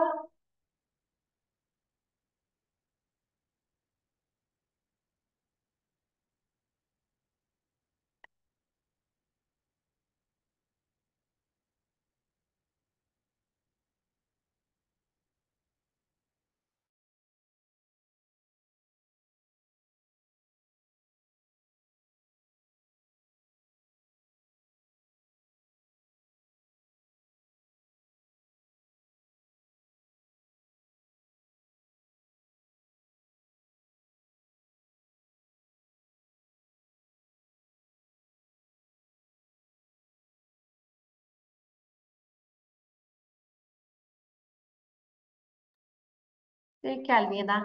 Matau, kad ar dar yra kažkas, kas norėtumėt prisijungti prie kitos grupės, kuri šiuo metu dirba prie idėjos? Tai čia yra antra grupė, taip? Ar Aha, ne, bet čia kita matau, grupė? kad tai vat jūs esat, man daugiau niekas neatsiliepia, tai aš nežinau, ar norėtumėt, kad prijungčiau prie kitos grupės. Aš irgi Tai čia norėčiau, nes aš daugiau nieko nematau apart jūs. Gerai, tai tada padarykim šitaip. Aš jūs ir kas čia dabar kalbėjo? Vaida. Vaida, gerai, puiku. Aš jūs tuomet perkeliu į skirtingas grupės, kurios dabar dirba prie idėjų, gerai? Tuoj pat Gerai. sekundę. Vieną į vieną grupę, tuomet kitą į kitą įdėsiu. Bet tai, kad čia mes dirbam, nežinau, tai gavom tą nuorodą ir... Ai, aš atsiprašau, kadangi niekas neatsakė, man aš galvojau, galbūt visi tą pasyvus Dirbam klausytojai. labai. Dėl to čia šitaip žinokit. Tai nežinau, jūs įmetė tą nuorodą, kur room numeris, nu, tai mes tai nuorodoj, tai nežinau, ar čia kiekvienas, ar čia grupiai turim Bendrai, parašyti. reikėtų, kad bendrai grupiai apsitartumėt skirtingos grupės. Jau mes ten 3 ar 4 parašėm, tai nežinau, bet tai čia Tai tegul prisijungia. nieks nemato turbūt daugiau tenai, ar kas mato, tai kiti pažiūrėkit, prisijungia, ar jūs matot, kad mes ką nors ten rašom. Aš dabar matau, kad jūs ten esat parašę. Nu, tai jau baigiam atlikti užduotį už visus. Dar kartelį pakartoju, čia jums nuorodą, kas nematėt, galit nueiti dar tenai. Tai matau, va, Alvyda, liko ten paskutiniai, parašykit jūs. Leidžiam. Nu, ne. Kai galvosit apie rizikas, galvokit tiek apie įgyvendinimą, tiek apie laiką, tiek apie iš skirtingų pusių galit pažiūrėti šitą klausimą. Apskritai, kokios rizikos gali kelti tiek su pačiu projektu, tiek su įgyvendinimu, tiek galbūt su bendradarbiavimu ir panašiai. Ir aš bėgu dar, jeigu neturite. Mes dar tęsim tos ten idėjos aprašymą, o kiti pabandykit, gal kokios rizikos ir pas jūs, ta prasme, ir būna, ir laikas kaip su įgyvendinimu, nu ir tada visi bendrai resursus dar įvardina. Bandam, tęsim, arba tik paskaitom tada. Galiu pakomentuoti apie rizikas miško zonoje, parkai rengiant. Nu, tai taip, jau mes žinom tą riziką, jau jinai tęsiasi čia 2 metus ar 3 su tą riziką, bet jau... Jo, jeigu taip. Aš žinau, dar mūsų viena iš bendruomenių, tai, na, aš ten jau toksai užtvanka, tai turi didelį vandens telkinį, tai jie žiemą netgi Nu dabar jau kuris laikas nebedaro, kažkaip karantinas matomai taip uždarė, taip ir bet anksčiau labai darydavo automobilių lentynės ant ledo, motociklų nu, žinai, va tuos, va, irgi tokie. Ir ten toksai, kaip aš suprantu, kiek aš suprantu, toks nemažas tas toksai pasiplaukiojimai būtų, tai ten dar po to galima ir dar ten pridėti, galima ir kokius su vandens, pavyzdžiui, dar ateityje ten vandens dviračius įsigyti, su vandens dviračiais pasiplaukioti. Ten ir vieta šiaip tokia pas mus yra nebloga. Tokia, tas visas. Vienoje vietoje, sakykime, koks nors pliažas galėtų būti, o kitoje vietoje ten. Plėsti reiškia laisvalaikio užimtumo tuos, kaip čia pavadinti, net neužimtumo, čia pramogų sritis plėsti įvairias.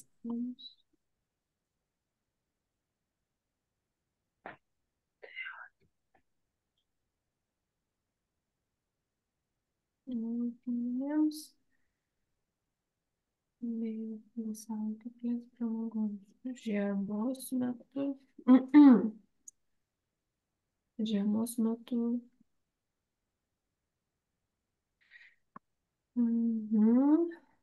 Esant ledui, vieša čiuožykla. Per vaikų žaidimų aikštelės teminės įkūrimą. Nes tada mes prašysim ne tik vaikų žaidimų įrenginių, bet kad ir tėvam ten būtų patogu bendradarbiauti. Bendrauti. Galėtų susitikti, bendrauti ir leisti. Ne šiaip pasisėdę ten budėtų dėl savo vaikelio, bet kad galėtų irgi atitinkamai įsipalaiduoti. Bendravimui reikalinga kava, tai... Kavos aparatą statysim. Kavos aparatas. Gerai. Kurie šeimos galėtų... Rašau, matot, nematau. Taip, parašiau. Tikslas sukurti traukos erdvę, kurioje šeimos galėtų susitikti, bendrauti ir leisti laisvalaikį. Turbūt, kad taip.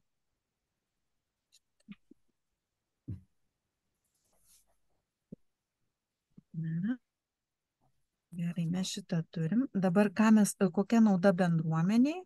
Tai turbūt, kad pasitenkinimas laisvalaikio šalia namų, galimybė laisvalaikio šalia namų galimybė atsiranda, ne? Nes, pavyzdžiui, mūsų irgi kaime yra taip, kad mes važiuojam Kauno miestą leisti laisvalaikį. Tai yra apie 10 kilometrų, mes turim nuvažiuoti, kad turėtumėm kur pabūti. Tai čia yra labai didelė problema. Tai taip pat būtų psichologinės, emocinės būklės gerinimas ir savitarpio tam tikra pagalba. Pavyzdžiui, mamos jaunos susitinka ir bendrauja ir jas. Galimybė. Taip, parašiau laisvalaikio praleidimo šalia namų galimybė. Tada antras būtų emocinis pasitenkinimas. Psichologinis, emocinis, aš taip sakyčiau, nežinau. Toks... Gerai, emocinis. Psichologinis pasitenkinimas, emocinis psichologinis pasitenkinimas gyvenama vietovė, o taip parašys gyvenama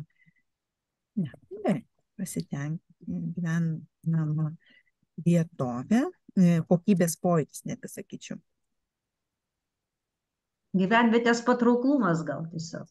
Kokybės pojūtis, gyvenvietės, trečia gal kaip parašysiu. Gerai, taip, kokybė, tai yra kokybė gyvenimo. Taip. Gyvenimo kokybės užtikrinimas. Ir tada dar irgi labai svarbu, ko aš nebeleidžiu. Socializacija, vaikų socializacija. Išnaudojam, trumpinti.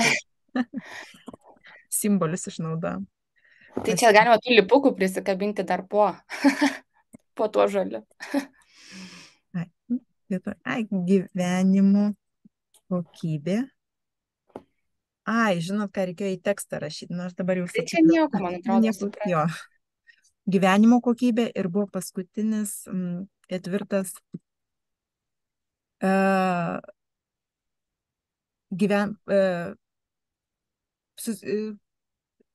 Aš tai sakyčiau dar bendruomenės savitarpio pagalba, kad čia apie psichologinę būklę, ypatingai mamų, kada jos vis tiek dažniausiai auginamos vaikus, sėdi vienos namuose, o čia išeini į bendruomenę. Psichologinė atrama. Bet jau tas buvo priekį, atsimenat. Emocinis ten buvo kažkaip truputį psichoemocinė būsena pagerėjusi, matėt? Jau rašėme. Aš va taip parašiau, kad jūs matytumėt, ką aš rašau. Bet čia emocinis pasitenkinimas vietovė. Kiek matau.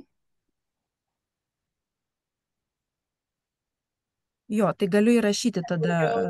Jo. Darysim pagal taisyklę.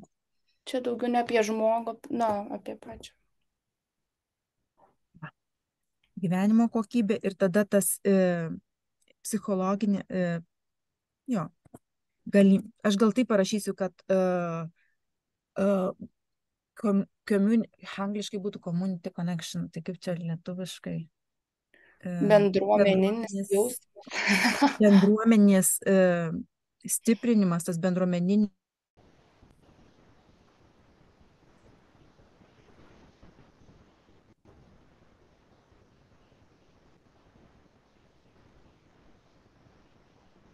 Ar kai aš įeinu, jūs iš karto išgirstat, kad prasideda įrašas? Nes aš galvoju, ar aš išgąsdinu taip žmonės vaikščiodama po visur. Jo, mes dažnai tą išgirstam, ta prasme, kad prasideda įrašas. Ai, aš nežinau, kaip tai sustabdyti. Nes... Nestabdykit, tai neišeikit iš čia, būkit visą laiką ir žiūrėkit. Gerai. Tada bus įrašai, jeigu jūs netikėtai užeinate, tai mes nepasiruošę.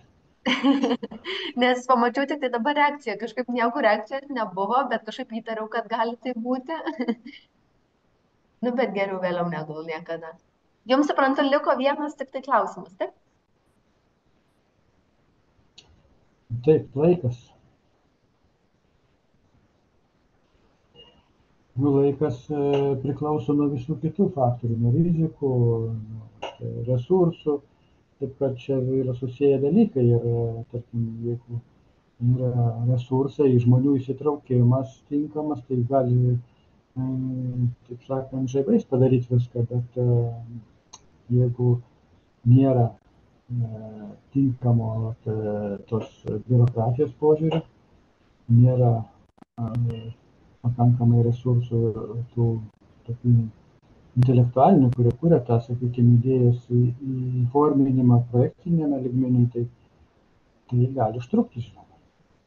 Aš nežinau, čia parašoma 1 mėnesį iki 5 metų. Taip, 5 metai labai daug. Taip. Aš kalbėjau, kai aš turiu dabar įgyvendinimo sporto fondo projektą, man miško žemės sklype šitos idėjos 20 metais laimėtas tojas, bet ketvirti metai mes keliaujam po biurokratiją.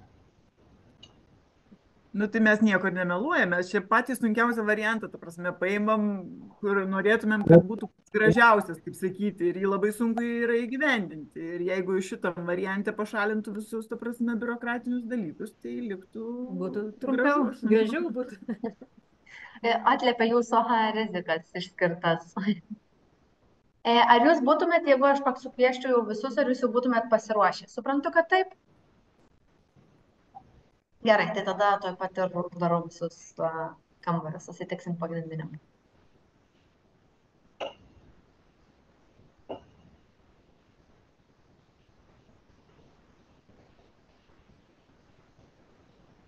Čia kaip ir suprantu, jau pabaiginėjame, ne? Tai aš jau tada galiu gal biškį rengtis ir tada mašinoje dalyvauti pokalbį. Jau pabaiga, taip, manau, tikrai gali. Jau ten diskusija bus.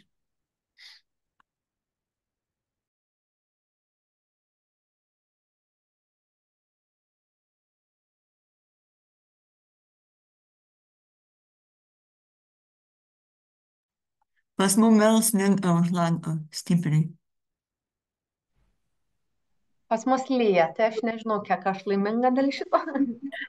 Pas mus sninga irgi. Pas mus šlapdriba tokia ir iš karto. Žodžiu, ne kažką visiems į lauką išeiti. Teko jau šiandien atsikėliau ir pagalvojau, kad pagaliau šviesiau, ne šviesu šviesiau ir galvoju, jėga, viskas artėja. Taip. Aš tą Suprantu, patį pagalvojau. suprantu, kad visi grįžom.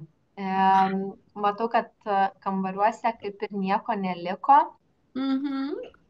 Kaip jums sekėsi? Nesugrįžo. Kambariuose neliko, bet nesugrįžo. Gerai, viskas gerai. Mačiau, kad kelios grupės turėjo, kadangi suprantu, kad už 5 minučių turėtumėt baigti.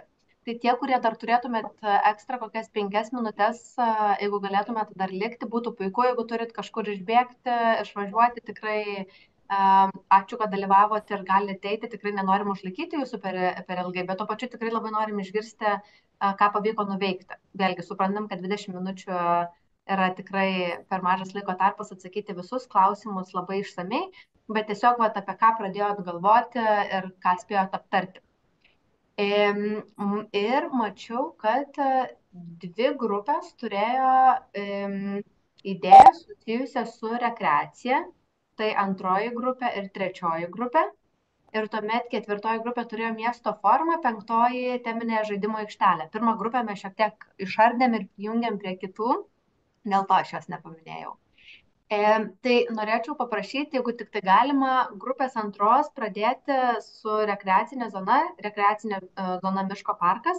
Ir tuomet 3 grupės jau paprašyčiau galbūt net šiek tiek kitaip pažiūrėti ir papildyti, kas nebus paminėta 2 grupės, kadangi šiek tiek panaši idėja.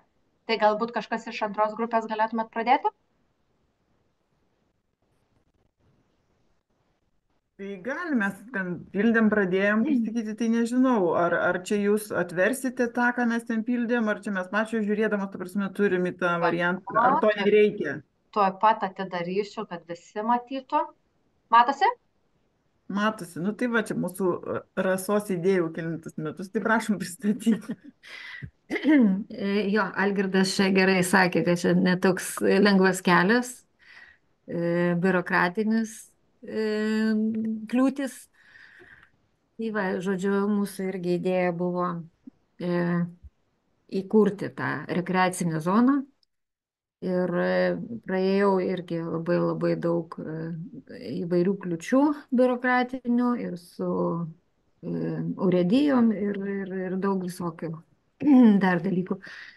Tai va, galiausiai mes gavom leidimą, bet dabar šiuo metu reikalinga finansavimas reikalingas. Na tai aišku, ir keliaujam, kelinti metai bandom dalyvauti dalyvaujamojo biudžeto konkurse, dar kol kas nelaimėjom.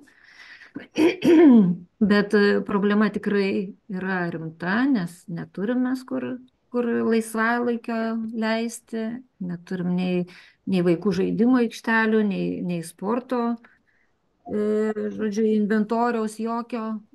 Nu, ir dėl to mums tikrai labai reikalinga ta miško zona. Na, tikslas aiškus, kad pagerinti gyventojų gyvenimo kokybę. Nauda taip pat aiški, nes ir sveikatos atžvilgių, ir laiko praleidimo, ir žodžiu, ir sportas, ir laisvalaikis, nu ir viso kiti dalykai.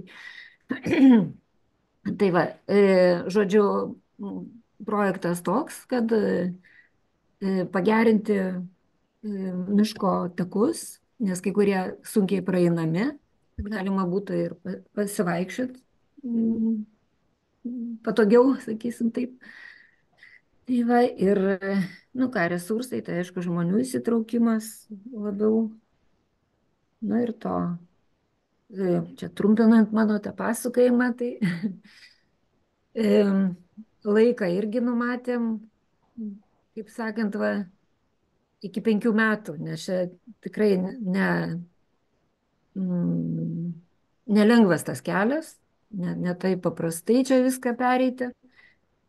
Tai vertinant tą biurokratinius tos visus stabdžius, kliuvinius, tai išsitempia tikrai iki ilgo laikotarpio. Mes tai jau 5 metus tikrai užtrukom tą dalyką, siekiant to dalyko.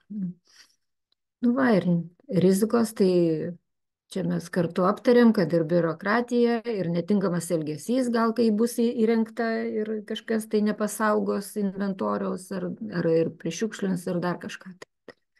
Tai va tokia mūsų būtų. Ačiū labai.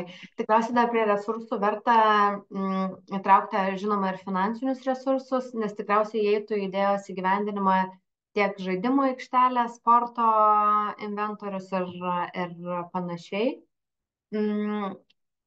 Prie rizikos taip sutinku, ką išvardinot, dar galbūt irgi verta įtraukti, va čia galvojant apie visas grupės. Tie klausimai, aš suprantu, kad jie tikriausiai skambėjo ir jums labai tokie platus, bet jų ir tikslas būtų tokiem, nes yra labai daug skirtingų momentų, kuriuos reikia apsvarstyti. Tai kas liečia rizikas ir infliaciją, ar ta suma, kurią gauname iš savivaldybės, ar jos užtektų. Nu, šituo atveju neapsibrėžiam tokios, tai greičiausiai sudėtingiau. Iš karto peršoku į trečią grupę, kuri irgi turėjo rekreacinę zoną kaip idėją ir išskiria jos poreikį kaip problemą. Ką norėtumėt papildyti?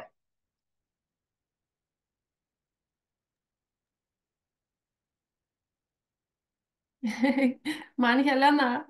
Nežinau, aš dabar galvoju, ką papildyti. Mes parašėm, sakykime, kad įgyvendinimas 6 mėnesiai.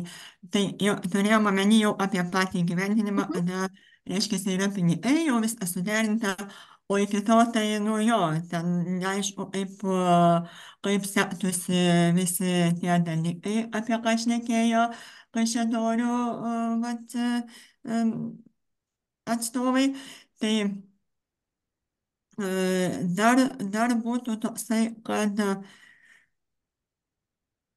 sunkiausia galbūt tą biurokratiją įveikti ir susitarimo pasiekti, tos darybinės galios, pasakyti, turėjimo, kai savivaldybė vis vien labiau žiūri iš savo pozicijų, o įrodyti, kad tikrai čia labai reikia, nu, kartais ten su vėjo malūnais ten pakovoti. Ir ačiū labai, kas nors iš trečios grupės, ar norėtumėt papildyti kažką? Ne, viskas gerai, ačiū. Gerai, perinam prie ketvirtos grupės. Kas iš ketvirtos grupės norėtumėt pristatyti?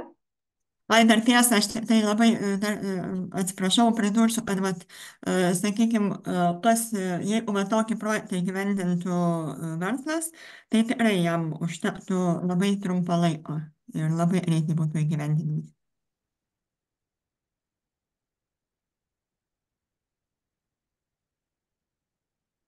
Ketvirta grupė. Kas nors galėtumėt?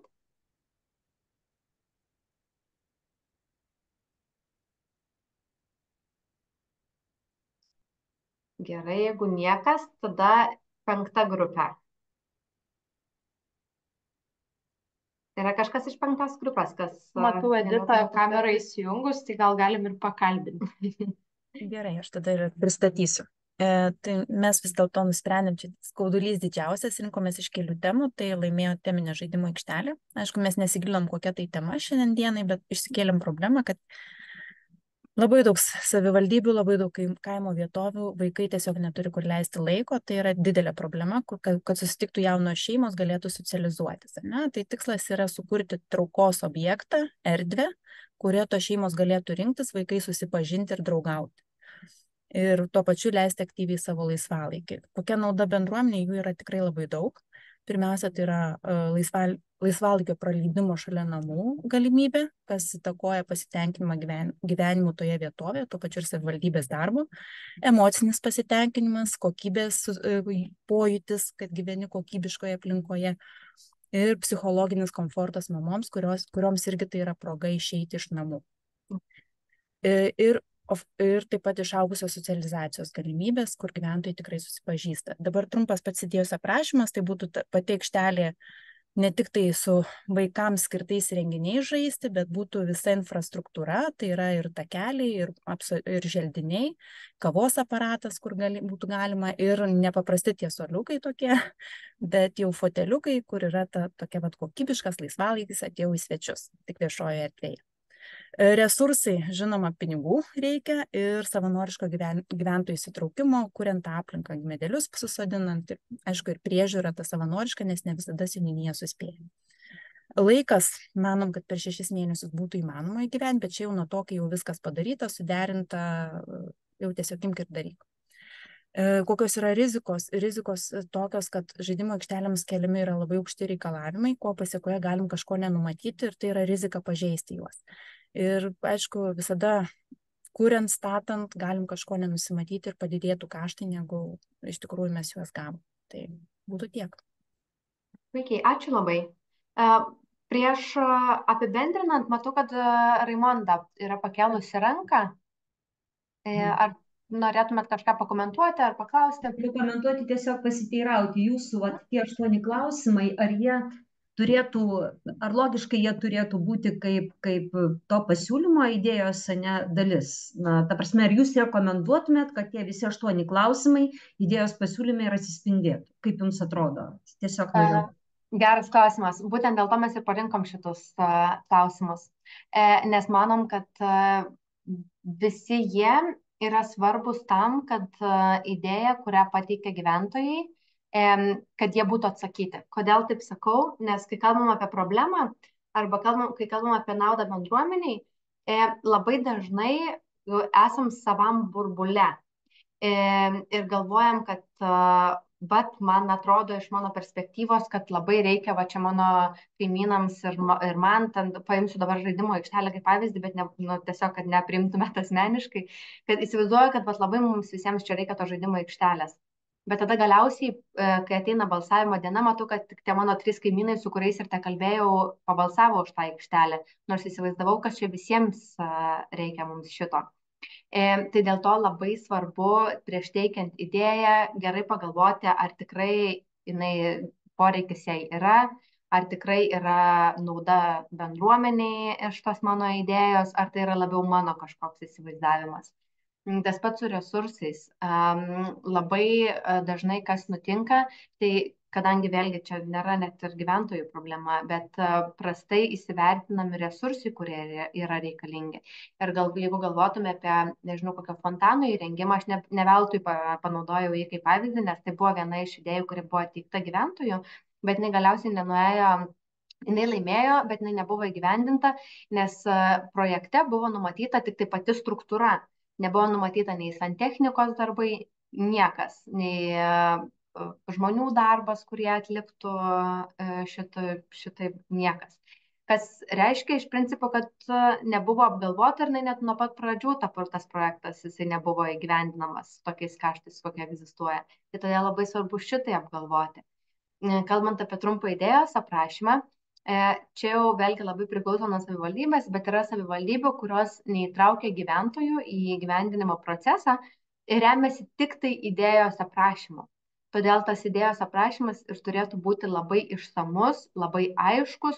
Jeigu aš noriu žaidimo aikštelės ir aš jos noriu raudonos, tai ir turėtų būti parašyta, kad raudona žaidimo aikštelė, kad turi būti 3 upynės, 2 čiuožyklos, kad tai būtų kuo konkrečiau surašyti poreikiai, atsižvelgiant į tai, jog potencialiai aš kaip žmogus, kurio idėja laimėjo, galiu būti neįtraukta, nors čia būtų labai nekoks pavyzdys, bet jeigu savivaldybė remtųsi tik tai idėjos aprašymu. Čia tarp kitko iššūkis, su kuriuo susiduria Vilniaus miesto savivaldybė, kadangi jie leidžia ir anoniminės idėjas ir jeigu anoniminė idėja laimi, bet idėjos aprašymas yra tiesiog gultai prie neries, tai aš kaip seniūnė, kuri, tarkim, turėčiau įgyvendinti šitą idėją, nežinau kokie gultai, nežinau kokio neries vyprie, kurioje vietoje prie neries, tai dėl to labai svarbu šitie klausimai. Rizikos labiau ne tiek, kad turėtų būti trauktos į klausimyną, bet rizikos apskritai labai svarbu apgalvoti, svarstant apie patį projektą. Tai ir ten, tarkim, nenumatot projekto toj pačioj privačioj valdoje, nes čia irgi rizika, kad apskritai mano projektas net nepraeis pro vertinimo procesą, nes jis yra ne toj vietoj, kur jis gali būti pastatytas. Arba, tarkim, išsirenku vietą, kur galbūt įklimsta ten žiemom aikštelę, o aš ten noriu vaikų žaidimo aikštelę pastatyti. Tai va tokius dalykus labai svarbu apsvarstyti, dėl to ir iškeliam šitus klausimus, kurie taip iš pirmo žvilgsnio skamba labai tokie bendri ir labai platus, bet apie visus būtų labai svarbu pagalvoti, galvojant apie idėją. Ir matau, kad Edita, atsiprašau, kelia ranką. Gerai, dėkui. Aš norėjau iš tikrųjų klausimą paklausti, ar tuos dalyvaujamo biudžeto pačias sąlygas jos kada nors planuoja būti vieningos, o ne savivaldybės pačios nusistatinėtų, kaip joms patogiau? Nemanau, bent jau neartimiausiu metu, nes tam tada reikėtų įstatymo. Nes dėl ko aš klausiu, tarkim, vienais metais, aš turiu kelis tokius įvykius, kurie man iš tikrųjų sukėlė labai daug klausimų, daugiau klausimų negu atsakymų. Tai vienas buvo klausimas, kai jau buvo paviešinti, ką planuoja savivaldybė daryti, ir po to sužinom, kad dalomajam biudžete tie projektai dalyvauja. Ir aišku, tie projektai, mes pradėjom kelti skandalą, tai buvo Facebooko erdvėje, kaip čia gali būti, dar konkursas nepasibaigęs, o jau savivaldybė giriasi, ką darys, kokius investicinius projektus vykdys. Tai va čia šitas buvo momentas, čia gal prieš kokius 4-5 metus. Ir po to buvo dar vienas, pernai mes labai norėjom dalyvauti, nes turim ambicijas dviračių taką pasidaryti 800 metrų. Ir paskambinau, dabar nepamenu, kas ten organizuoja, paskambinau į savivaldybę, sakau, mums reikia, ta prasme, norim dalyvauti, kokios yra sąlygos ir panašiai, atsiųskit sąlygas. Sako, jūs negalit, nes seniūnija nepaskyrė jums vietos.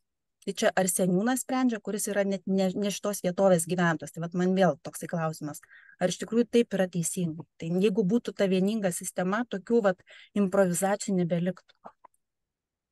Šiek tiek to piknaudžiavimo vis tiek liktų. Šiaip aš iš karto pripažinsiu, aš esu ganėtinai pati šališka tam, kad įstatymo neturėtume ir paaiškinsiu, kodėl. Tai čia tiesiog pasakau, kad irgi atitinkamai mano nuomonę vertintume. Jeigu pažiūrėtume į, pavyzdžiui, Lenkijos pavyzdį, kur privalomas dalyvavimasis biudžetas jau yra pakankamai seniai. Tokių piknaudžiavimo atvejų ten irgi yra ir nesustabdo jų net įstatymas, nes įstatymas apibrėžtų vėlgi tik tai bendrinės gaires, ką ir dabar šiaip savivaldybės yra visos nusimačiusios pakankamai neblogai. Tai taip pat jos galėtų ir tų nacionalinių gairių nesilaikyti, taip kaip nesilaiko ir vietinių. Ir atsiradus privalomam įstatymui atsiranda kitas iššūkis. Padaugėja iš karto savivaldybių, kurios tai daro tik tai tam, nes reikia padaryti. Tada nebelieka nei pastangų, šiaip iš tikrųjų dalyvavimam biudžetui, kas šiaip atsispindi savivaldybėse pakankamai neprastai, tai kiek lemia darbuotojų motyvacija šitam klausimui. Nes kuo labiau įsitraukia darbuotojai, tuo geriau tas procesas visas veikia. Tai dėl to iš tikrųjų ir yra tiek daug tokių skirtumų tarp savivaldybių ir nacionalinis įstatymas neišspręstų šito, bent mano nuomonė. Mačiau, kad Andrius dar rašė, kad negirdėjote manęs 4. grupė, tai nežinau, tik tai ar Andriui dar pavyktų, ar mes išgirstumėm. Nieko negirdim. Raimonda, matau, kad jūs ranką pakėlėt. Aš norėjau vėlgi reflektuoti į kolegės pasisakymą apie savivaldybę, kadangi mano pačioj pradžioj toks pat pasisakymas buvo. Ir kai jūs, Deimantė, sakot, kad vieningi teisės aktai neužkardytų to dalyko, kad yra ir gali būti kaip tik rizika, kad tik tai dėl paukščiuko daroma, tai ką pasakė kolegė ir kaip apibūdinau situaciją aš ir po to Helena, iš tikrųjų ir dabar tai yra daroma dėl paukščiuko. Tai mes tokį turime, kaip aš sakau, tokį apsibendrinimą, kad kas renka tą informaciją, kai matai tokius ydingus faktus, kad savivaldybės tos, kurios iš tikrųjų nerimtai daro dalyvaujamojo biudžeto programą, įgyvendina, nebūtų paukščiuojamos kaip geras pavyzdys, kur galima tiesiog siūsti informaciją, bet nešališka institucija, nei taryba, nei vietos ten kažkokie organai, jeigu iš tikrųjų valdančiai daugumai tai yra paranku, iš tikrųjų to neviešins. Kur galima siūsti tokią informaciją, kad būtų apsibendrinta ne tik geroji, bet ir blogoji patirtis, to visiškai užtenka, kad baigtųsi neteisingi. Atsiprašau, gal girdi dabar? Girdim. Dabar girdim. O, geras, pavyko. Tai ačiū labai tiek Rimona, tiek Edita. Tikrai suprantu šitą nerimą. Tikrai, nes net nemeluosiu, ne iš jūsų pirmų girdimų apie šitai, kadangi patys nesam teisėsaugos institucija, mes kažkaip sankcionuoti šito negalim. Ir vis tiek tai daugiau eina per tarybas ir pačią savivaldą, nuo kurios ir priklauso. Kai kurie pasirinko, kai kurios bendruomenės pasirinko eiti per žiniasklaidą, kurie irgi veikia kaip tam tikras sudrausminimo būdas. Tai taip, bet sutinku, kad tai nėra tai, kaip turėtų būti gyvendinama šitą iniciatyvą. Ir gal tada galim ties Andriau jūsų pristatymu ir užbaigti, ir tuomet galėsime atsisveikinti. Dar Kristina kelia ranką. Atsiprašau? Kristina kelia ranką, matau, Švedaitė. Oi, atsiprašau, nepamačiau. Tai gal tada Andriau, Kristina ir tada uždarom. Gerai. Labai smagu, kad galiu pristatyti. Manau, kad tai yra svarbi pamiršta platforma ir įrankis ir skatinčiau pagalvoti savo seniūnijose ir rajonuose. Tai mūsų pavadinimas idėjos miesto forumas, labai paprastas.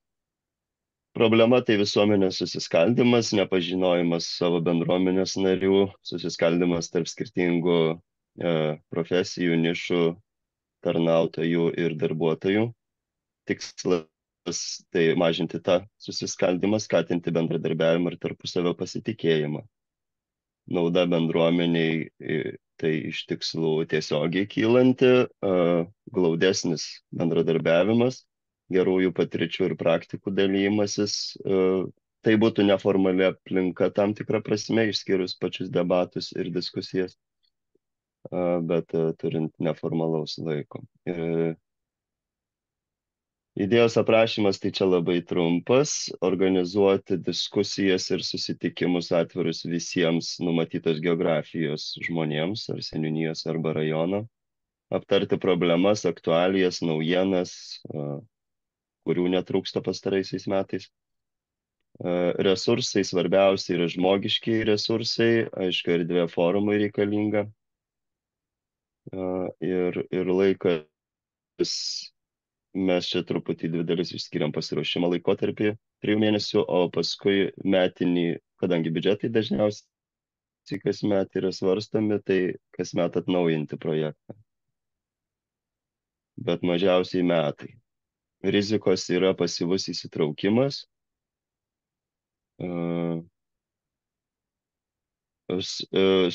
Nuomonių nesutapimas turėjom galvoj tarp organizatorių ir lyderių, nuomonės lyderių arba paties forumo lyderių ir iniciatorių. Ir taip pat reikalingas laikas įpročiams ir praktikai suformuoti, išmokti debatuoti ir panašus dalykiukai. Su patalpom ir kitais dalykais rizikų nematėm. Tokiu greičiu, kokiu čia padarėm. Puiku, ačiū. Tai čia jums irgi vienas tokių iš rizikų, net ir tvarumo, sakyčiau, užtikrinimas, dar toks, kad tai nebūtų trumpalaikis labai dalykas. Ir resursų ilgalaikiškumą irgi užtikrinti. Kristina, matau, kad keliat ranką.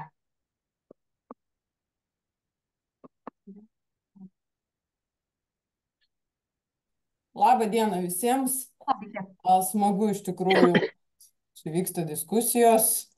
Ir apie dalyvavimą į biudžetą, bent jau aš kažkaip iš VVG kolegų ir iš kitų bendruomenių galvočiau, visi įsigilinę į šitą temą ir visi žino, bet supratau, kad kai kam ir informaciją pagilinti buvo neblogai. Aš tai čia norėjau atsakyti Editai ir galbūt dar kitiems čia apie Kauno rajoną.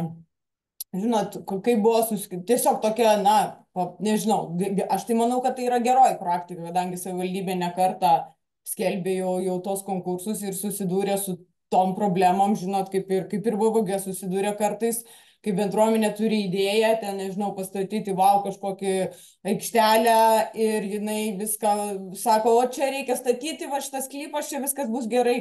O pasirodo, nei ten galima statyti pagal žemės paskirtį, nei ką. Tai, nežinau, čia savivaldybė nuėjo tokia linkme, kada identifikavo, kur yra viešosios paskirties sklypai ir, na, tiesiog savo nuostatose parašė, kad kažkokius infrastruktūrinius projektus galima įgyvendinti būtent tose sklypose, kurie yra priskirti visuomenės poreikiam. Tai čia turbūt, ką Edita Žgiraitės ir sakė, kad jie norėjo ten, bet pasirodo renka tik tai ten. Tai aš tiesiog norėjau pasidalinti šitą gerąją patirtimį, nes, na, matyt, yra ir iš apačios į viršų, į viršaus problemos, su kuriuom, na, susiduria. Tai čia buvo vienas iš būdų bandytų, kaip išspręsti tuos nesusipratimus, kad nebūtų pribalsuota ir laimėtų projektas, kuris negali būti gyvendinamas toj vietoj. Čia gal buvo daugiau, Kristina, problema ne tame, kad mes einam ten, kur negalima. Ne? Mes tiesiog klausiam, kur galima, ir kai nepateikė seniūnija jokių mum variantų, va čia yra bėda, ne? Nes nieko mumgi nereikia. Na, kur yra bėda? Aš gal įsitrauksiu, jeigu galima. Tai viskas, ką aptarėm, man atrodo, kad visi norim vis tiek to paties, kad jeigu iniciatyva yra įgyvendinama savivaldybei, kad jinai veiktų gerai, ir tam svarbus tiek informacijos prieinamumas, tiek grįžtamasis ryšys tiek apie projektus, ar tas projektas yra tinkamas, ar galima jį įgyvendinti. Tai tas tarpusavio bendravimas tarp savivaldybių ir gyventojų, kurie tas idėjas teikia. Tai šiaip noriu tikėti, kad vis tiek, kadangi, kaip ir minėjau, dar esam pradžioj, tai kad dar pavyks šito pasiekti. O prieš atsisveikinant, tai dar labai norėčiau paprašyti, jeigu dar turėtumėt minutę, atsakyti į kelis klausimus, kurie padėtų mums geriau suprasti, ką kitą kartą daryti kitaip. 2 trumpi klausimai laukia ten jūsų, truktumėt kelias minutės. Ir tikrai norim padėkoti, kad prisijungėt šiandieną ir kad taip aktyviai įsitraukėt tiek grupėse, tiek aktyviai diskutavot čia, klausėt klausimų. Tikrai manau, kad ir mums šitas 1,5, o jau netgi 2 valandas, sakyčiau, buvo labai naudingas. Atsiprašau, kad užtrukom ir tikiuosi, kad irgi išsinešat kažką naudingo ir įdomaus. Ačiū. Dėkui labai. Aš nelabai galėsiu tos nuorodos nuskanuoti, nes aš per telefoną esu prisijungus. Viskas gerai, žinokit. Galbūt net su Egle pasidalinsim nuorodą, kad atsiųstų irgi jums, dar vis tiek pabendrausim. Tai viskas tvarkoja, žinot. Tikrai ačiū labai, kad dalyvaujat ir net iš mašinos prisijungėt. Gerai, ačiū labai, geros dienos jums. Ačiū už informaciją, buvo labai įdomu ir tikrai naudinga buvo informacija. Ačiū. Dėkui, VVG tinklo irgi vardu norėčiau jums padėkoti.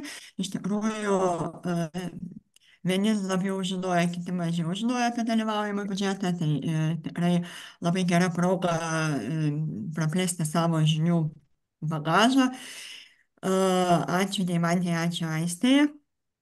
Ir, kaip ir buvo čatuose prašyta, gal jūs mum į tinklą atsiųstumėt ir galėtumėm paviešinti jūsų skaidrės. Žinoma. Gerai, ačiū labai. Dėkui tuomet visiems dar kartelį ir gražios visiems dienos. Viso.